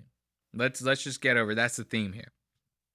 You ever see like when people do like the toast points and they put like some prosciutto on top, I think it's called. Is it bruschetta is the tomatoes and then prosciutto is the meat, right? This guy puts both of them in there. So he does the toast point with some prosciutto and bruschetta on top of it as like a third course. The third course, you're supposed to get a little heavier than this, right? We're not supposed to still be doing appetizer shit on the third course. You're supposed to start exploring options. This is not $45,000 worth of food. Now, like I said, it shouldn't be that hard to do that, the bruschetta and the toast points. Wait until you see what this guy ends up bringing to the goddamn table. This ain't no shit that you've ever seen at no Italian restaurant before. Oh, shit. Plate hit the door. Okay. That I could got have it, been Chef. a disaster. I got it. Okay. Thanks. Oh, wow. Wow. Wow. Watch your shoulder, chef. Okay. That's my holy cow. Goodness, this Wow. looks stunning. All right. Beautiful and nice. Beautiful and nice. What are Beautiful we and looking nice. at here, chef? So what I had the honor to use is a good fancy mozzarella cheese. The star of the dish. Again with the fucking mozzarella, right? Now look at these things. These things are like 6 inches thick a piece. You're gonna have to bite through so much toast to even take a single bite of this food. And they just dive right into it, right? And the crunch that you hear, when you hear Tom take that bite, the shit it's like he's biting into like wood or something like that. Wait until you see this. This is a big first bite, and it's a crunchy one. And look at how thick the fucking thing is. Those toast points are supposed to be like an inch thick max, dude. They are not supposed to be like this. Not with that little bit of topping on it. Listen. Amazing. Incredible. I'll just watch your face. Okay. Yeah, I mean, I should also say the presentation is extraordinary. Stunning. Ooh, listen to that crunch. Jesus Christ. Great crunch. Wow. Yeah, well, that's a design to do that because to tell you the truth. So gonna take a with bite. with the layers of the liquidation, which would be the butter and the olive oil, you need something to hold it, and the crunch and the toast. Look at Christina. Look at Christina's bite. Everything on the top came right off. She took one bite, the whole thing fucking gone. Now all you got left is one toast point. Because this guy didn't chop up the prosciutto or nothing. He just fried it to all hell, put it right on top, put like some diced tomatoes on it. He's like, this is an Italian dish. Right here, it's perfect. You bite into that fried, dried up ass prosciutto, it's not going to come apart when you take it's going to all stay together. It's like biting into a piece of bacon that's not like fried crispy. You know, the crispier bacon gets, the easier it is to bite it and it comes off. Sometimes when it's like not fried all the way through, well, it's still fully cooked, but when it's not fried, take a bite, that piece of bacon's coming out. You know what I mean?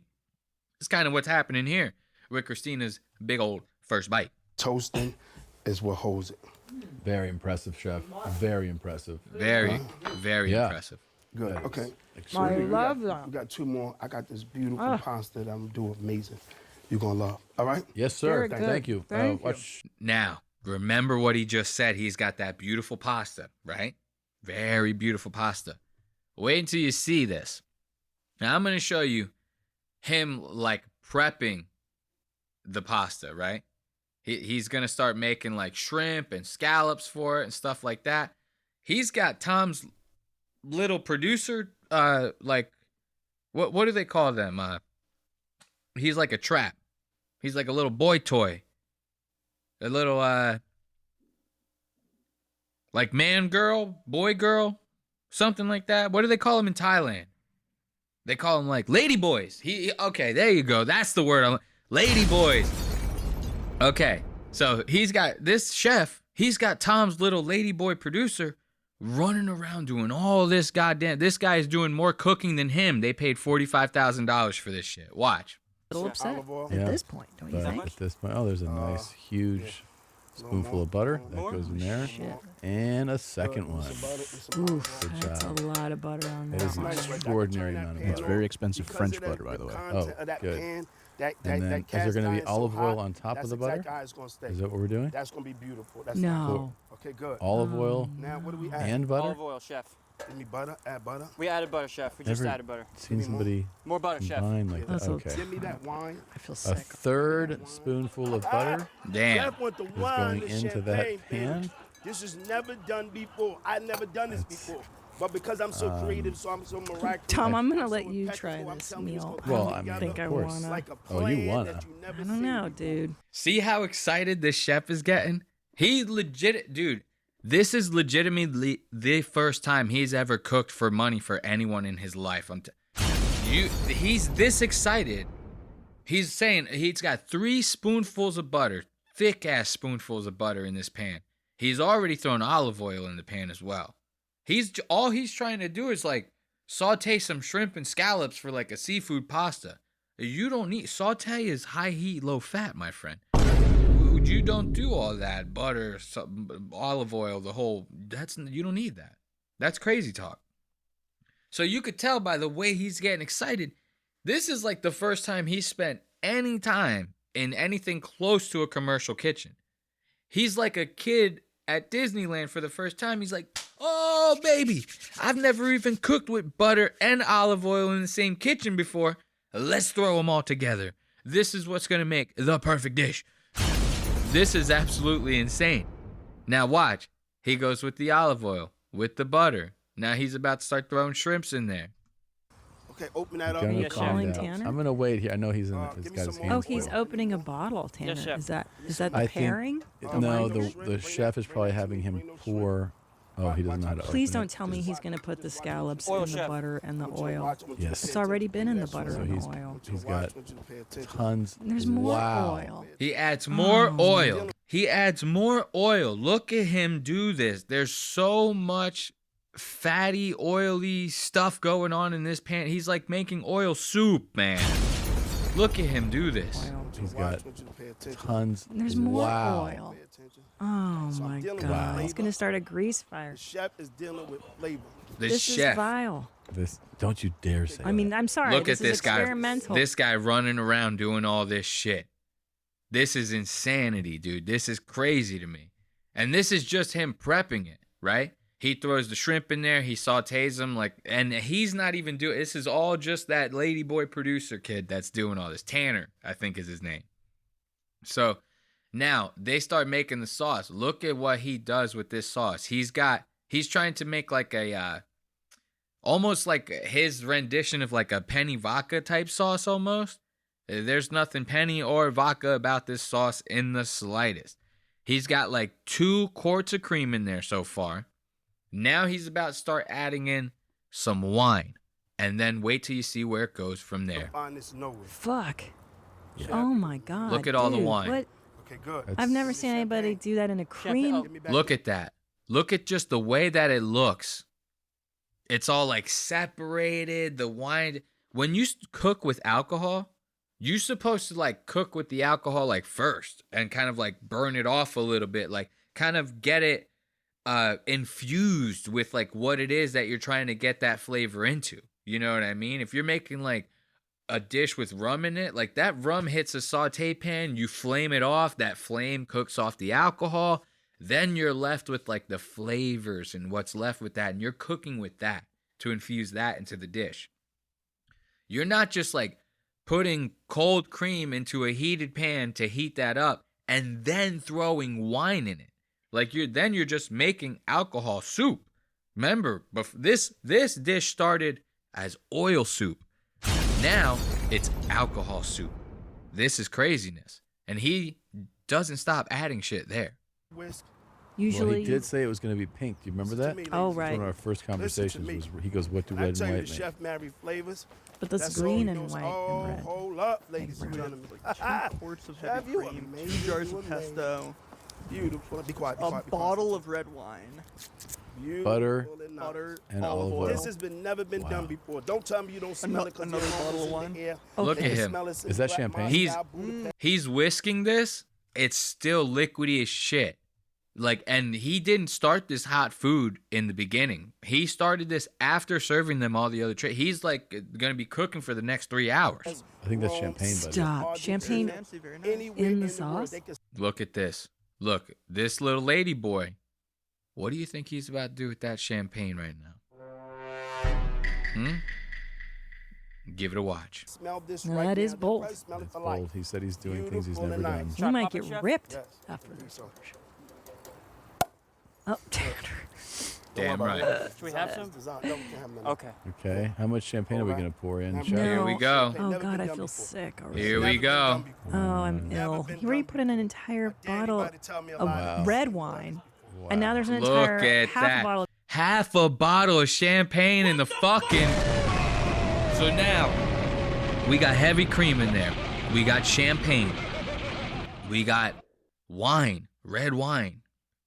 None of this has been cooked off before. The champagne, he's pouring it in there, It's bubbling the whole top of like the milk, everything in there. He's pouring half a bottle of champagne in there.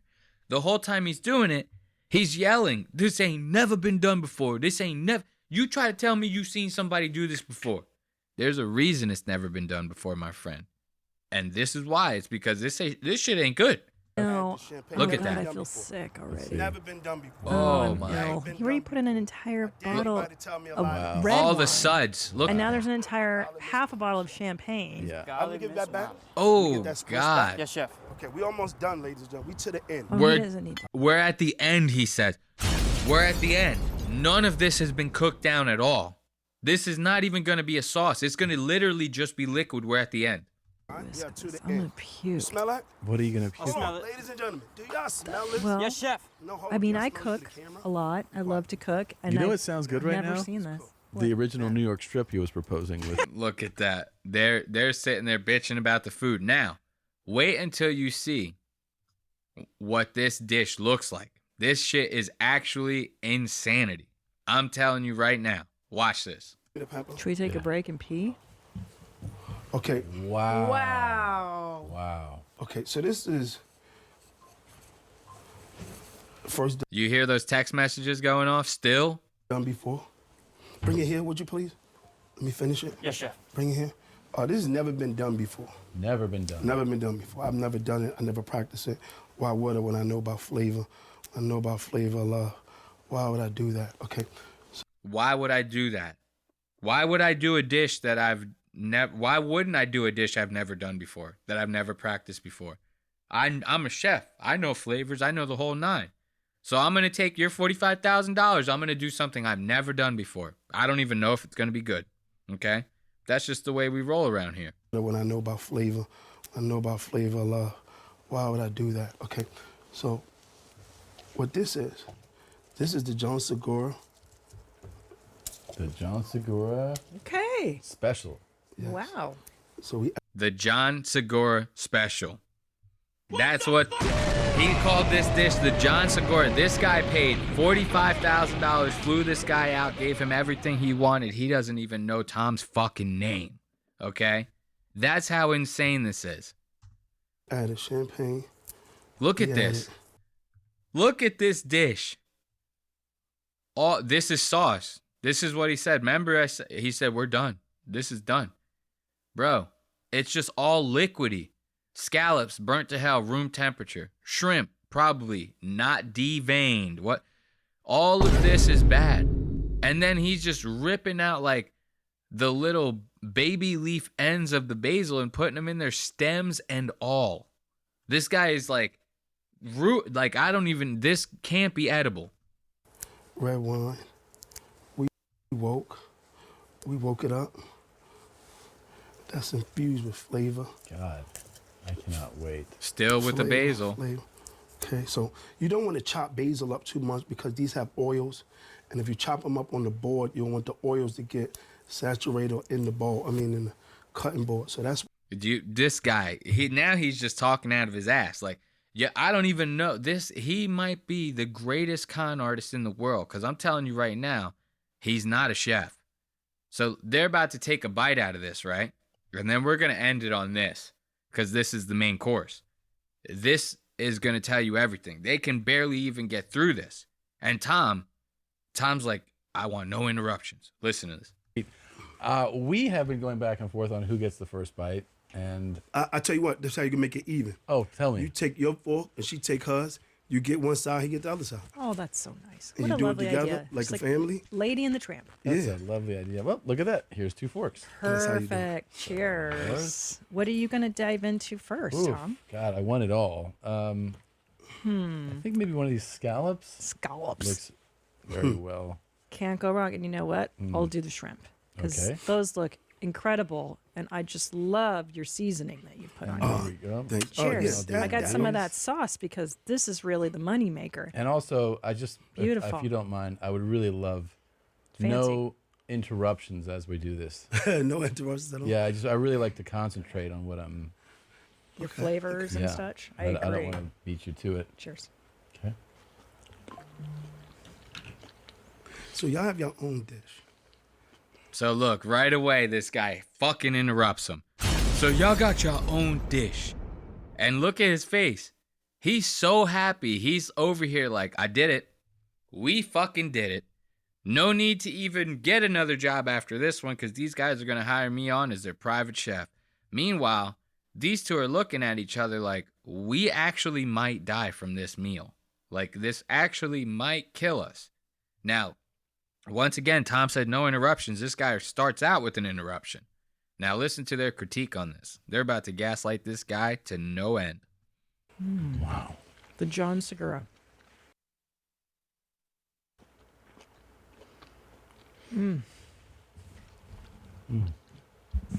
Cooked to perfection. John, why are you doing that? You praying? Tom, why are you doing that? You praying? Yeah, dude, he's praying for his life. Because he, like, legitimately doesn't know if he's going to make it out of this meal. Like, he might end up dying of diarrhea, like how people did in, like, the 1800s. Back then, Black Plague and shit, you got diarrhea, you were a goner. It was over for you, okay? This shit, that same thing might be what's happening to Tom now. So, yeah, he's praying. John, why are you doing that? You praying? I mean... No interruptions. I will say, you know,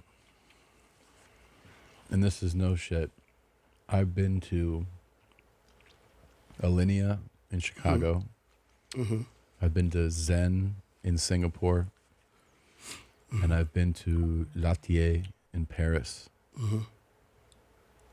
That's the best thing I've ever had in my entire life. Wow. Without a I doubt. appreciate that. Thank you so much. I appreciate that. Thanks a million.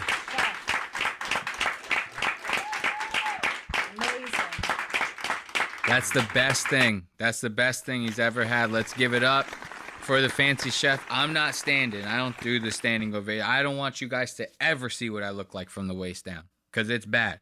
Like, I look kind of skinny, like from up here. Like, you could see it here on the wide cam look. I look skinny, but like my legs, it's all hips. I'm like, I got like 62-inch hips or something. You know what I mean? So I don't want you guys to see me standing up like that. But give it up for the fancy chef and Tom Segura, Christina P. of YMH. Hopefully they ended up living after a meal like that because I would not have been able to do it. So let's see what we got for some music. We got anything good right now? Not bad. Ooh, actually, let's start that one over and have ourselves a smoke. I want to thank you guys, as always, for joining me on another episode of Lost Ox Media. Let's spark a one up, turn up this music, have a couple puffs, and then we can get into the next segment on this episode of Lost Ox Media.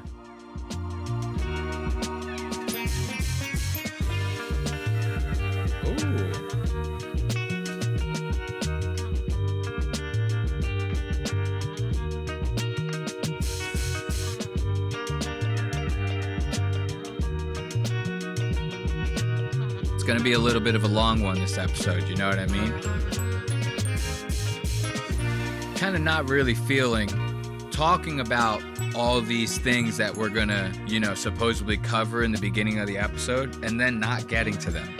Sometimes that happens just with the way that things are time coded out. And I don't want to do no Ethan Klein shit and promise you guys one thing and deliver another.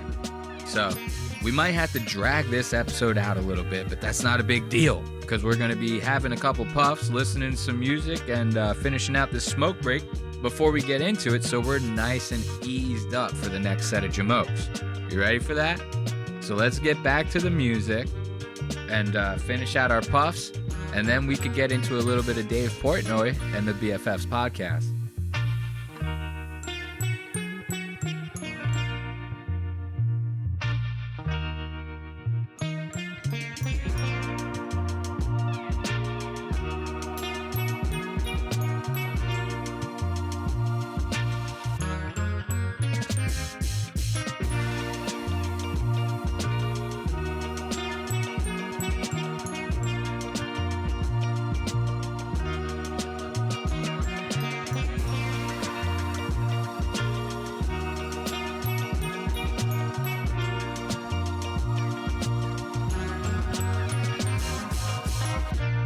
I also want to stress that this is not real weed. It's not. This is like an illusion. This is like AI, you know? So when we take these smoke breaks, for anyone watching, remember, it's all just a gag. It's all just a joke, and it's all done with AI. So let's finish them out. Let's finish out this AI joint. Get into that Dave Portnoy segment. Will someone ever tag along for the ride? Will someone ever tag along for the ride? Calm as you are, we listen to your favorite tune in your car. Why try to change me now? Time based, but no time for us. Low bitch, bad boys, too scared to get me down. Ooh. I like that. I like this tune. You know, I get people commenting a lot that'll ask me what the tunes are. I'm not going to do it for every episode, but I'll do it for this one. This song is Bad Karma by I Am Daylight. Okay? Lemon Haze, I believe, is the name of the album. So, there you go. Not a bad chorus, you know? So let's get into these Dave Portnoy time codes, you know? So, when I was watching the last episode of BFF's podcast, I ended up finding out, you know, through going to watch more, that Dave has another podcast called The Unnamed Show, or The Unnamed Podcast, something along those lines, right? And it's just like him and two other sports jamokes, but obviously, as always, I'm watching for Dave. So I ended up tuning into the first one for me. It's not their first episode. And they had a live stream going, and they start talking about just, you know, regular old shit, sports and all that, a lot of shit that I don't care about. But then Dave ends up talking about how he had no idea what a corn dog was. And I found that to be very interesting. Like I said earlier, this guy is older. You know what I mean? Like, he's got to be at least pushing 50 by now. And you don't know what a corn dog is? Like, how does that happen? How do you go that long in your life without actually knowing what that is? Like, you never went to like a baseball game? You're Barstool Sports. Like, that's Corn Dog City. You go to a goddamn baseball game, I'm eating corn dogs all day. Okay? So I wanted to show you guys this because I thought that this was actually kind of crazy. Like, we didn't talk about that. No, I don't. Who knows? I don't. You didn't know there was a hot dog inside a corn dog? No. I was stunned when that hot dog popped out. What did you think it was? Couldn't believe it. I thought it was just a corn dog. Corn. I thought it was fully corn. Corn. So I mentally corn. You wasn't- can't eat corn though. It's gotta. What do what's you on mean? the inside of corn? You could have 100% that could be straight corn. Why not? Can you bite like an ear of corn and just chew it all up? dude, so I don't know who this retard is, but this guy that Dave is with, this show, he thinks that Dave is saying that the corn dog would have like a cob inside of it. It does. Dave is not saying that. This guy is stupid enough to think that, but that's not what Dave is saying. This is what Dave is saying. What? Like it's hard on the inside. I didn't think it was corn on the cob. I thought it was like cornmeal. Just like almost like a piece of cornbread is a hot dog in a way? Yeah, yes, that's exactly kind of what I thought I was getting. Oh. So then you hit the meat. I was stunned. It was a stunning moment in your life. It was. I couldn't believe it. I absolutely couldn't believe it. When I saw the hot dog, I was shocked. So that's fucking crazy right there, right? This guy legitimately thought that a corn dog was just like a cornbread dick. You know what I mean? Like just an elongated piece of cornbread, which I'm not going to lie is not a bad idea. I would probably eat cornbread on a stick. If it had some butter slathered on it and stuff like that, it might be a little gay to some people, but if that's gay, then I don't want to be straight, because that does sound pretty good. Not cornmeal, cornbread. But Dave thought that it was just a full cornmeal dog on a stick. He hits that goddamn hot dog inside of it, and his whole fucking life changes. Wait until you see him. This episode is making me hungry as hell. I'm not going to lie. No, I was just stunned. I don't know I've ever had a corn dog, which is, I don't don't know that that's a Texas thing because I feel like they have that in Long Island. No, am I wrong about that? Anyways, State Fair, Texas, stony, corny dog, one bite, everybody knows the rules. You just eat it straight. Oh, it's a hot dog. You're supposed to put mustard on it. Look at this shit. Remember I tell you guys, like, I've always said since I started talking about Dave, the reason why I love him is because he's kind of an idiot. Like, he says a lot of, like, polarizing shit and stuff, but at the core of it, he's just a moron. And it's the same thing, kind of almost the points I was making about Hassan Piker. Like, he's just an idiot, you know? Hassan thinks that Houthi music or that Palestine, like, terrorist propaganda is like a Houthi musical. Dave Portnoy, he thought that the corn dog was just like a solid cornmeal dog, you know? It's like the same kind of shit here. There's just a couple morons online happen to get rich off of their shit. So he hits this goddamn corn dog. Once he feels the meat, his whole life changes. Watch this. Stony, corny dog, one bite, everybody knows the rules. You just eat it straight. Oh, it's a hot dog. Watch it. Look, his life is like about to like change. It's about a flip is about to switch in this guy. You're supposed to put mustard on it. I had no idea there was a hot dog in this. I was stunned. He is flabbergasted. Yeah, it was good. Flabbergasted that there's a hot dog in that thing. Doesn't get any better than that. Doesn't get any better than that. That's the kind of shit that we love Dave for. You know what I mean? So we can get into, we keep spreading Dave and the BFFs podcast out, and I kind of like that. Let's do a little bit of Kill Tony, and then we'll finish it out on Dave. You know what I mean? He has a nice little explosion during the latest episode of the BFFs podcast. Kind of funny to watch this guy because, like I said, it's like watching like a man-child. But he doesn't act like a whole lot childish. He's just dumb. It's like just very aloof. You know, ignorance is bliss when it comes to Dave Portnoy. But we could check out some of these time codes from Kill Tony. Of course, we always love Tony. Checking out his vest and stuff like that, you know. And I'm telling you, no vest this week, but what he's wearing is a hell of a lot gayer.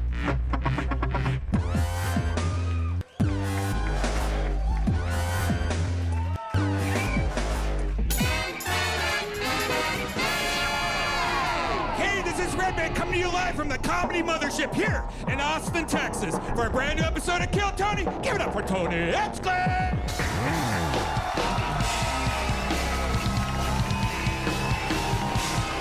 What the fuck is this guy wearing? I wasn't even paying attention the whole time until he actually came out. Look at this shit. He's wearing like a turtleneck, but it's not a turtleneck. Wait, we're going to get a better close-up on it. Hold on, just 1 second. Look at this fucking thing. What is that? Texas University, right? Longhorns, I think. It's like it's supposed to be like a hoodie, right? But it has no hood.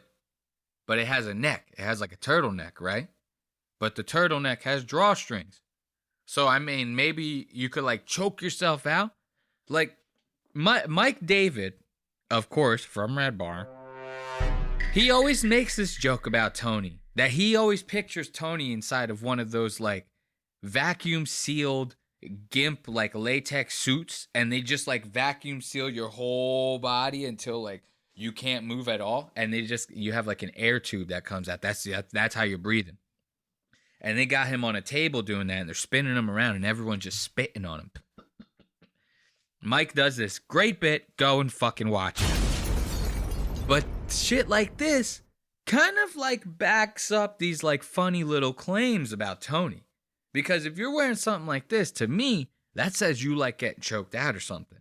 Because nobody who's straight or has in their right mind is going to wear something like this, you know? And if they are, it ain't going to be in white. Well, look at this guy in his fucking intro coming out wearing this shit. Episode of Kill Tony, give it up for Tony Hinchcliffe!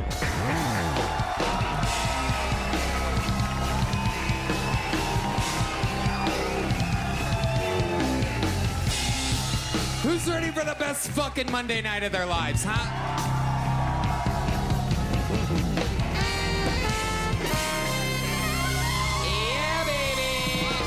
Yeah, baby. Looks like he's wearing fucking shoulder pads. Sometimes I don't know how fucking cringy and ridiculous I sound.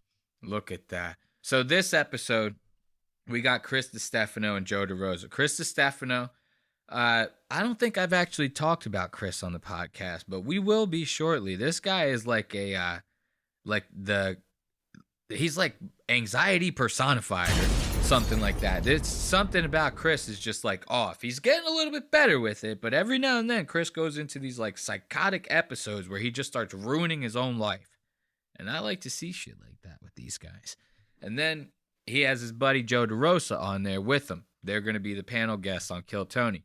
Joe was a comedian. Then he like quit comedy to open up like a sandwich shop in New York or something. Then he started a podcast with Sal Volcano, whatever, from the Impractical Jokers. Sal, another one that I just can't stand for almost no apparent reason. Something about that dude's face just fucking throws me off. But anyway, we're going to check out this intro with Chris and good old Joe DeRosies. Are you guys ready for the best fucking show you've ever seen? Here we go. Anything can happen. I lined up two of the funniest guests that we've ever had on this show, two of the funniest guests in the world, two of my favorite comedians, legends of New York, here quite often because Austin is the new comedy capital of the world. Ladies and gentlemen, your guests tonight, two of the greatest. Make some noise for Chris DiStefano and Joe DeRosa.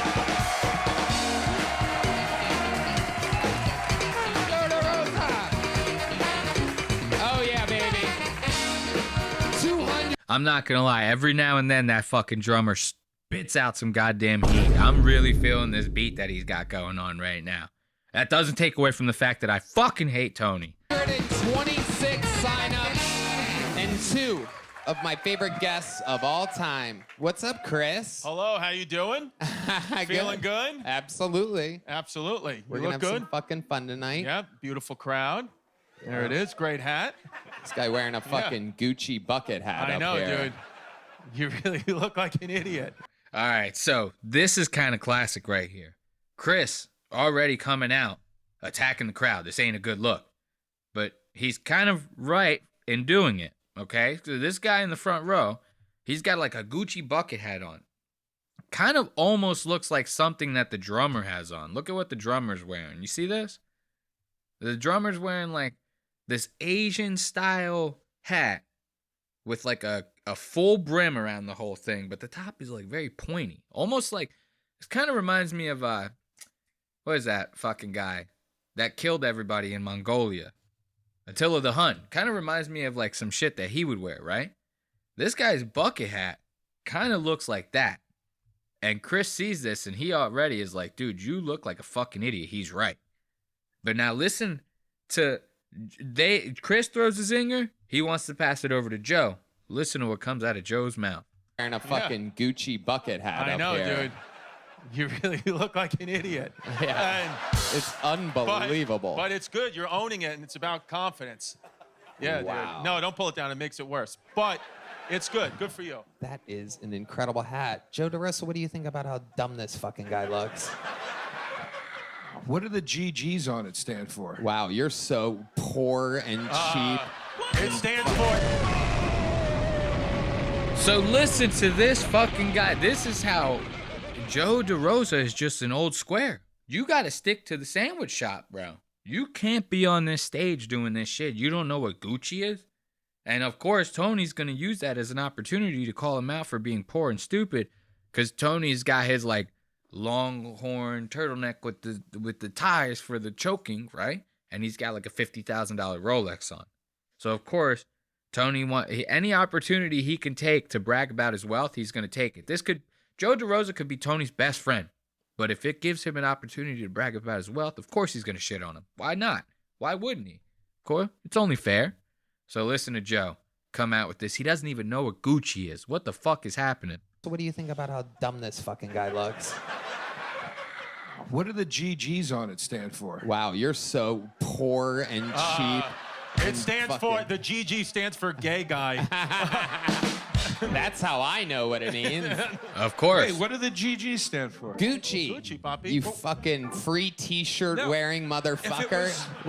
You bought that? Oh. I like that you're wearing the thing your dad bought you at the game. Got him. Start. We just got out here. Oh, Michael's playing those drums. He did not like me saying he just works out and plays the drums. He's like, See, so now that Joe throws that zinger at Tony, the drummer's loving it because the drummer's getting pissed off. Tony's been digging at him the whole episode so far. So Tony here gets that zinger. The drummer's like starts fucking going crazy over there. We love that about him, okay? We love that about this drummer. So now, obviously, I always talk shit about this show, and one of the main points that I'm always making is I don't like the fact that, like, some of these people are actually trying to make their dreams come true on this stage, and these guys go real out of their way to, like, completely embarrass them, make them look like total assholes. There's every now and then you get a guest that actually does want to help these guys, which I find very admirable.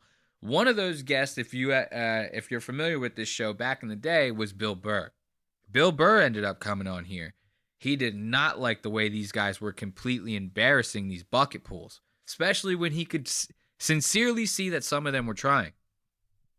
Bill Burr did not like that. He took that as an opportunity to put Tony in his place. Be like, what are you guys always coming up here being so negative for with these fucking bucket pools? Tony's over here looking like a pussy, and I got to sit here and watch you guys tear these guys up when they're trying to make their dreams come true? Not fucking happen. Bill Burr just, shut that shit down. Another one was Ric Flair. Ric Flair actually ended up walking off stage. He's like, I'll never do this goddamn show again. He's not even a comedian, but he probably felt so bad for some of the bucket pools and how they were being treated. He wasn't down for that shit. Now, Chris and Joe, they're not like that. They'll be nice, but they're not going to like walk off stage. They'll still make fun of you a little bit. They are professional comedians at the end of the day. So they get this one bucket pool, and they actually start trying to give this bitch advice, which I actually thought was kind of cool. Let's check this out. Way at the bar. Yeah. No, I was going to say this. I actually thought the most important part of your set was when you did stop. I'm serious. I'm very serious because it was you going, fuck, and you were like, no, fuck, and you took a minute or 10 seconds for yourself, and that's important. That you'll go as you grow as a comic, you'll learn how to do that and not show it as much to the audience. But that's important that you had that comfort level. You can call it nervousness, whatever, that you were able to go, you know what? No, fuck it. Hold on. Give me a second. I gotta, whatever. I don't know. I thought that was good. So now, Joe's given her this very heartfelt advice, right? And it's clearly because she's got a lot of potential as a comedian. And he clearly sees something in her. Something that he probably doesn't see in a lot of the other bucket pools that come on this stage. He's clearly got at least 3 different reasons to want to give this girl some help. So he's offering her that. And she's taking it, she's doing what she can with it. As much to the audience, but that's important that you had that comfort level. You can call it nervousness, whatever, that you were able to go, you know what? No, fuck it. Hold on. Give me a second. I gotta, whatever. I don't know. I thought that was good. Thank I you. think you have, go ahead, clap. Wow. And there goes Joe. He has to beg for the clap. Next time, come with an iPad. You get the claps whenever you want them, right? So Joe gives her this heartfelt advice, and she's a very pretty, redheaded girl, you know what I mean? Very, very good-looking girl. I don't want to fucking objectify this chick too much, you know what I mean? She's a fucking human being. Doesn't mean she's not pretty. I'm starting to get baked up. Now, obviously, Joe wants to give her advice. Chris wants to give her advice too now. Chris is like, wait a minute. I'm married, but she's all the way in New York. So maybe I can give this girl advice. I can have some fun in Austin as well. Perfect. I honestly, Emily, I thought for 1 year you've been doing it? Yeah. Yeah, I think like that, it's amazing for you to even come up and be able to do this. And then to recover, after you stop in recovery, it was amazing. And I just, I really think you're awesome. And me and your dad would love to hang out with you after this. I'm trying to get into UT Austin, so let's fucking go. See what I'm talking about? So for those of you who don't know, this girl's set, she was making jokes about how her dad is paying for this like young mail order bride that he got who's younger than her. He's paying for this girl to like go to college and shit like that. So Chris is like, hey, maybe me, you, and your dad, we could hang out all together. We can work something out. You know? Because like I said, if you're just listening at home, she's very pretty. So, of course, these guys are going to give her advice just based off of the fact that they think that she's good at comedy, right? So now check this out. They get this bucket pool up there. And this guy is like a stuttering fool. He's been on the show a couple different times. He's clearly mentally challenged, right? But he's stuttering like a motherfucker. Like, I tried to time code his set. I couldn't even do it because I was like, I don't know how I'm going to explain this to the audience, right? But they end up getting this guy on stage, and then at the end of his interview, they find out that he's sick. He's been hugging Joe DeRosa. He's been stuttering, spitting all over them while he's talking and shit like that, and they do not like it. And I thought this was funny as shit, so I just had to share it with you. Check out my dates and Jared Nathan comedy. What? You're a little bit more stuttery and you're a little more retarded than usual. You hear? So Tony right away, he picks up on this guy. He says to him, whoa, you sound a little crazier than normal, you know? Because this guy, this shit, when I was watching this, I was thinking of, I think it's Billy Madison, where he's like, today, Junior, like fucking around with that kid that stutters in the kindergarten class. And that's what I was picturing with this guy. So he's like, check out my date, trying to do his whole shit. Tony's like, whoa, dude, you've been on the show like 3 times. He's like, you stutter, but you don't sound crazy like this. What the fuck is going on with you? And this is where he drops the bomb on them. You're a little bit more stuttery and you're a little more retarded than usual. I'm going to be honest with you. I don't know what's going on. I've been kind of sick for a couple days. You've been sick? I've been sick. Jesus. kind of shit. I've never been happy to be in my seat. You're getting it all. Jared, what the fuck would make you come here if you're sick? This is karma. This is why your tricycle got stolen, Jared. You're out here not caring about others. The show always has to go on, you know? No, it doesn't always. And that's his response to that shit. Tony asked him why he's coming over here. If he has to go, the show has to go on. The show has to go on. We have to keep doing the show. Tony's like, no, bro. Get the fuck out of here.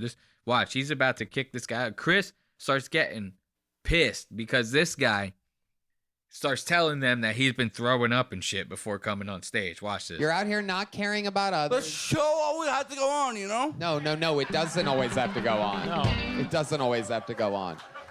You're going to get everybody sick, which is a good thing for the guy in the douchey Gucci hat, but a bad thing for everybody else around us. What were your symptoms? He wasn't retarded before this. Watch Chris.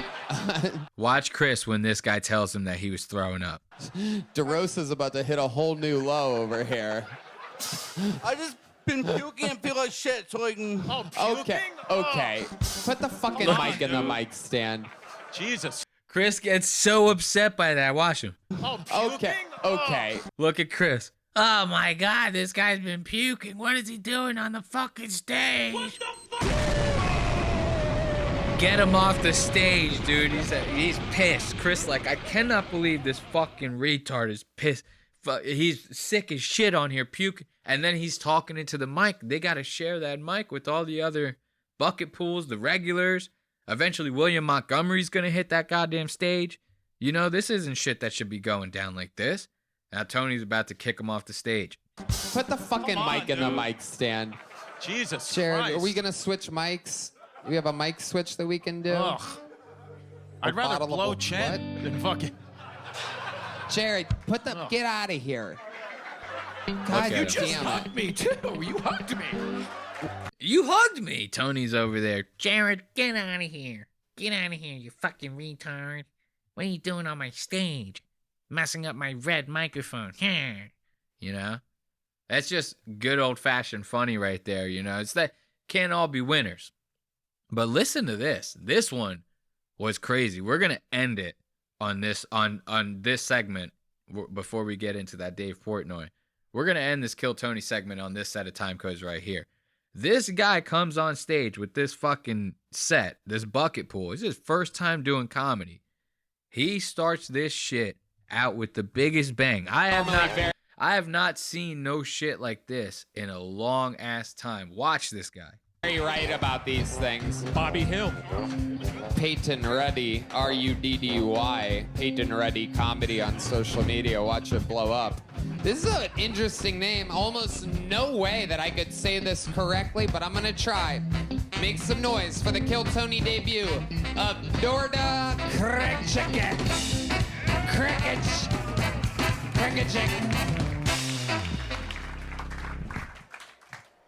I'm going to tell you right now, whatever you think this set's going to be, it's not going to be what you expect. Okay? Just keep that in mind when we're listening to this. Hello, my name is George Krkilic, and that's not even a joke. I am from Montenegro, and Montenegro in Spanish and Italian means a black mountain, right? Which makes me a black mountain man. Or, as we like to call us, I am a Montenegro. What did this guy just fucking say? I'm sorry. Can you repeat yourself right now? What did you just say? In Spanish and Italian means a black mountain, right? Which makes me a black mountain man. Or, as we like to call us, I am a Montenegro. This fucking... Oh, shut up. Yo, this fucking guy, what? Listen to this. And look at the trumpet player in the back. He's losing his goddamn mind. He's laughing his ass off this joke. I can say it. Oh, shut up. Well, if you don't like that hard R at the end, you can just call me a Montenegro. It's fine. We like it. Well, you have to understand, I have right to say it because we were slaves for 500 years, right? Under a Turkish empire. So I heard some of you guys got the reparations for slavery. Well, that's why this Montenegro is here tonight. I need some reparations too, all right? And that would be my minute. Bro, that is actually insane. Look at their faces when he finishes with his shit. Look at them. Every single one of them, they're like, we all have so much to lose. Tony's like, I might have a Netflix deal soon. Chris is over here. He's a ball of anxiety. His podcast has been getting all of their ads from Tom Segura's podcast, Your Mom's House Network. So that kind of makes Tom Segura Chris's boss. Because all his podcast revenue is coming in from Tom. Because you know he's not making much off them AdSense because the views are low. And Joe, he doesn't want his his fucking New York sandwich shop to get canceled. Because New York is very progressive. So, you know, you got to be careful with what you're laughing at. If you got a sandwich shop in New York and you want that shit to survive, you got to make sure all the hip, young, progressive, you know, woke folk are going to come in there too, or else you're not going to sell shit. And of course, the only black guy on stage right now is wearing fucking Morpheus goddamn He's wearing Morpheus sunglasses, sitting over there looking at him like he wants to fucking hit him with some of that fucking 5 palm shit that Morpheus and Neo were doing in the dojo. This is like a painting right here. This is insane. And that would be my minute. Okay. All right. I think a lot of people are leaving right now. See, they don't even know what to do. They're all flabbergasted because this is a touchy subject right here. And this guy, he don't give a shit. This guy doubled down in his set. He's going to double down in the interview and everything like that. We're going to listen to that. But first, I want to show you, Tony ends up asking, I think his name is John Dees. It's John Dees on the keys. That's how Tony says, hey, we got John Dees on the keys back here. So, John Dees is the only black dude on the stage right now. D Madness is out. You know, they're trying to get him his eyesight back or something like that. So, Tony's like, hey, John, what did you think about this guy's set? What were we saying? What's going on?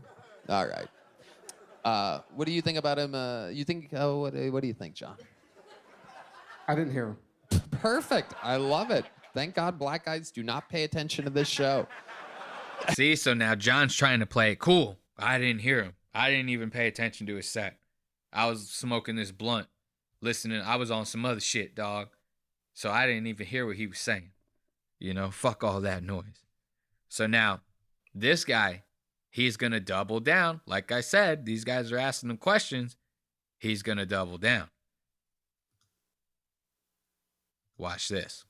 So, okay. And I think I have a bit that I can go with, and I can play with, and I can do. I don't mean to be rude with it, but I can compare similarities between the N-word and Montenegrins, right? Look, so now if you're watching at home, this was a fucking wild moment right here.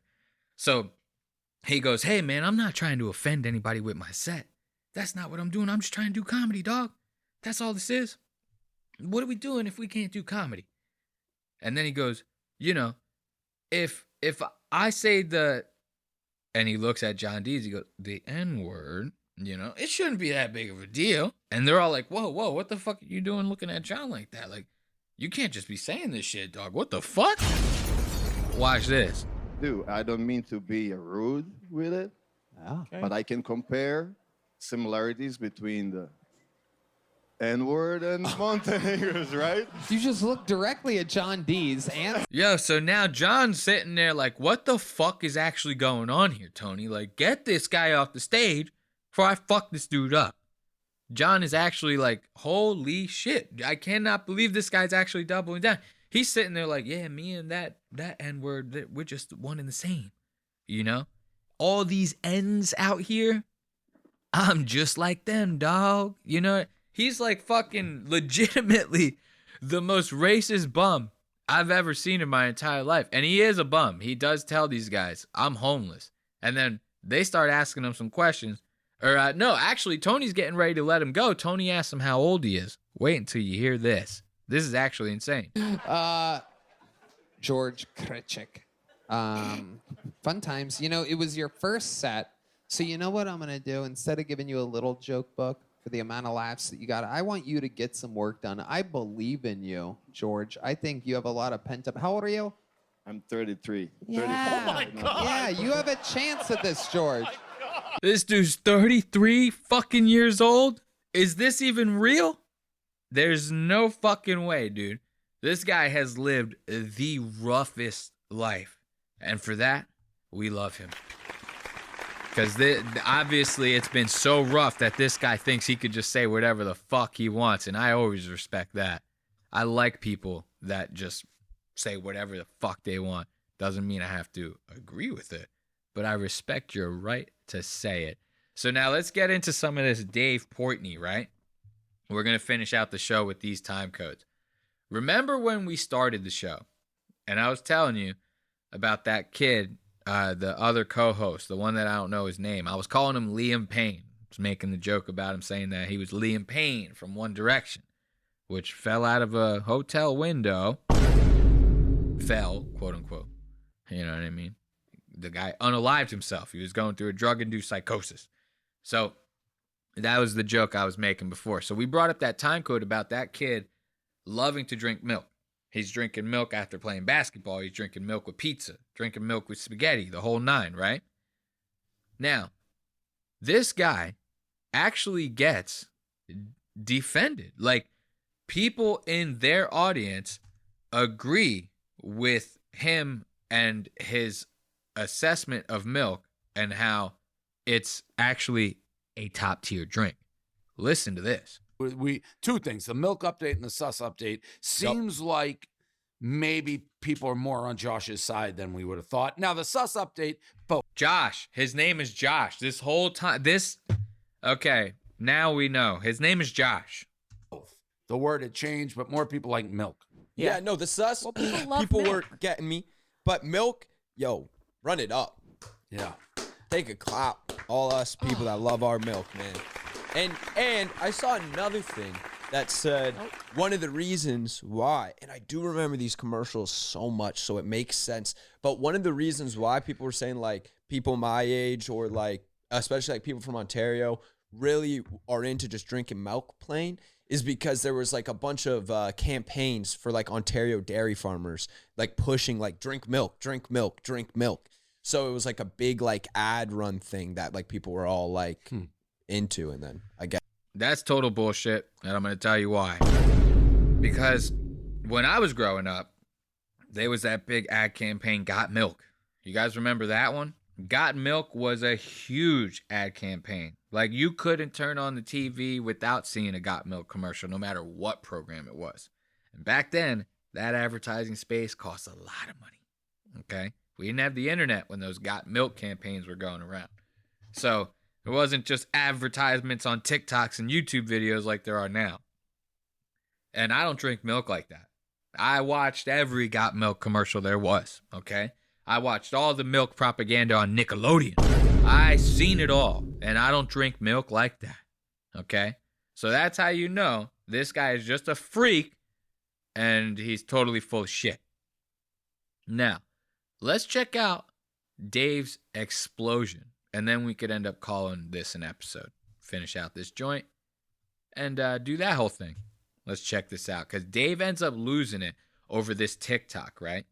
Because he starts talking about how he wants people in his office to work on Christmas. But it's not like work. It's like they want to watch their favorite teams play the games, like the football games and shit on Christmas Day. And they're a sports company, and that's what they do. It's a pretty cool job. I wouldn't mind working at Barstool. If I could have this podcast doing all this shit talking and work at Barstool, I'd do it. I mean, why not? Right? I'd make sure there was very, very, very specific lines in the contract saying that they cannot do nothing with this show, but I would still work there. It sounds like a great job. And I would work on Christmas if I did. So that's kind of what he's getting pissed about, because someone makes a TikTok who has a problem with that practice. Watch this. Do the job. Here's the girl. This girl, The people who work for this company, like if you're an NBA player, are you skipping your NBA game because it's Christmas?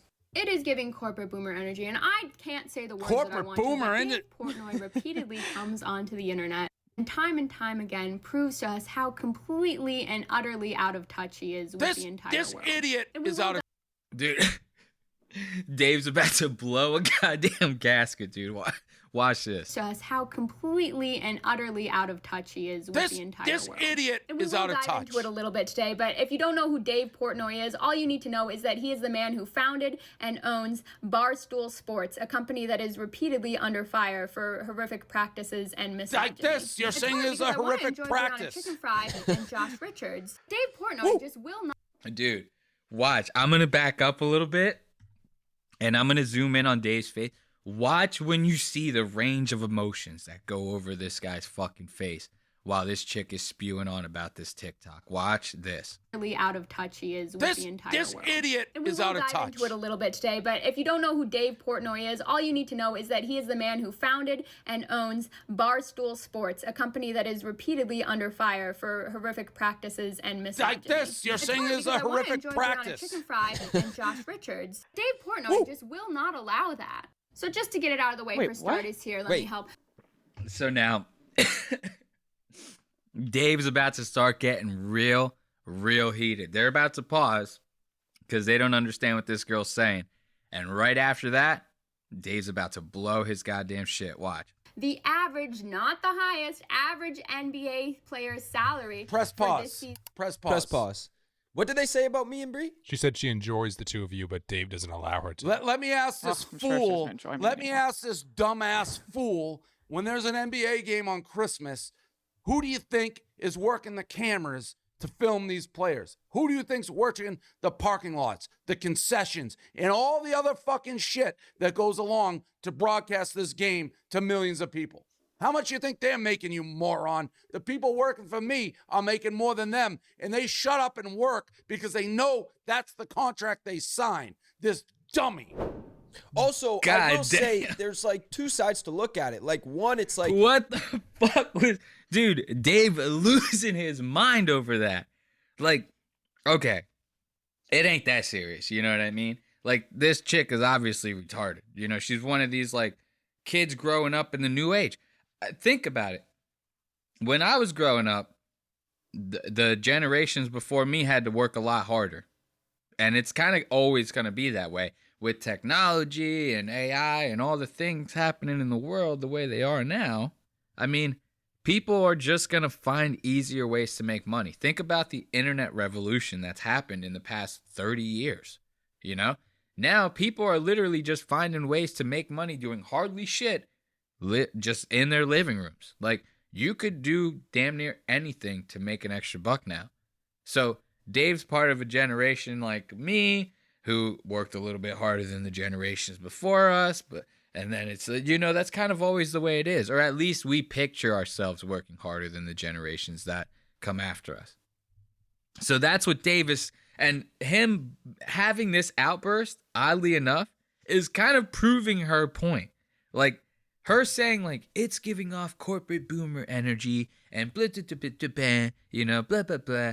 Him having this meltdown like this actually proves her point. Watch this. Let me ask this fool. Let me ask this dumbass fool. When there's an NBA game on Christmas, who do you think is working the cameras to film these players? Who do you think's working the parking lots, the concessions, and all the other fucking shit that goes along to broadcast this game to millions of people? How much you think they're making, you moron? The people working for me are making more than them, and they shut up and work because they know that's the contract they signed. This dummy.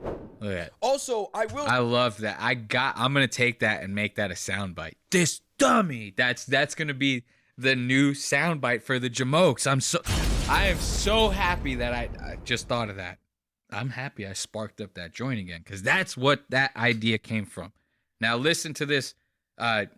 Liam Payne, listen to him explain this. I'll say there's like two sides to look at it. Like, one, it's like, damn, there's games on Christmas or time I want to spend with my family.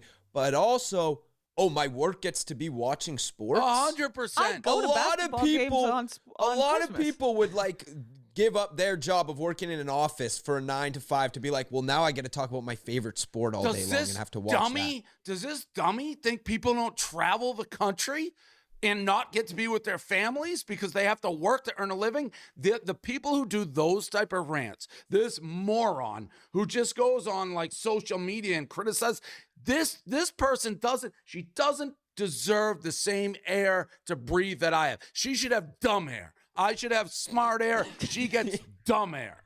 This is Dave. This is why I love Dave. It's these kind of things like this. The shit that he says like this, I get so giddy when he starts saying shit like this. I get so excited.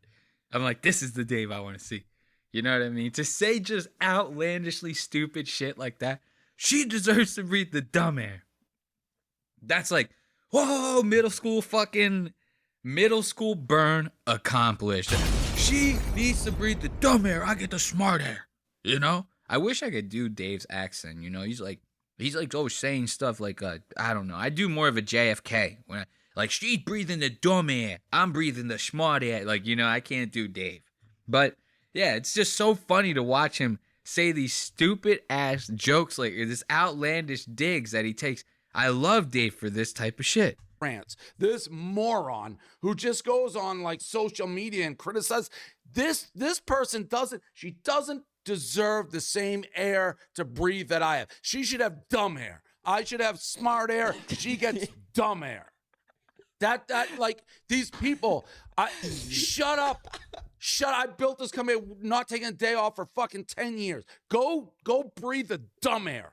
I don't like that side of TikTok. I wish I didn't see it. Dave is giving off very boomer vibes right now, and for that, we love him. You know what I mean? I just can't get enough. I love that. The dumb air. He's getting the dumb air, and I'm getting the smart air. All that over a TikTok. And like I said, it's so funny because it kind of just proves her point. And he even went to say it. I built this company from the ground up for 10 years. I did it without a day off. You know? What does she think I am? I'm some sort of lazy bum. Like, I just love that shit. So let's turn on a little bit of music. We'll get ready to get you guys out of here. You know? As always, I want to thank you for joining me on yet another episode of Lost Sox Media and checking out what these jamokes are doing. You know, having that good old second look with me, your host, Elias. Thank you very much. you know? As always, you can catch these YouTube episodes at 4 p.m. on Wednesdays at youtube.com/@LostAUXmedia. That's youtube.com/LostAuxmedia. The audio episodes go up every Wednesday at 5 a.m. on Apple Podcasts, Spotify, and anywhere else you listen to your favorite podcast. That way, you can listen to the episodes on your way to work, and then when you get home from work, you can watch them. That's just the way we do it here. So as always, I want to thank you for again taking a second look at some of these jamokes with me on yet another great episode of Lost Ox Media. Until next time, I want to say thank you and goodbye. Broken windows and a warning scribbled on my wall saying that you better turn around. Wouldn't be the first to try to burn me down. Your move, you do. Would you love me at my worst? Till the coffins in the dirt try to break me like a curse. You know that will never work. I'm a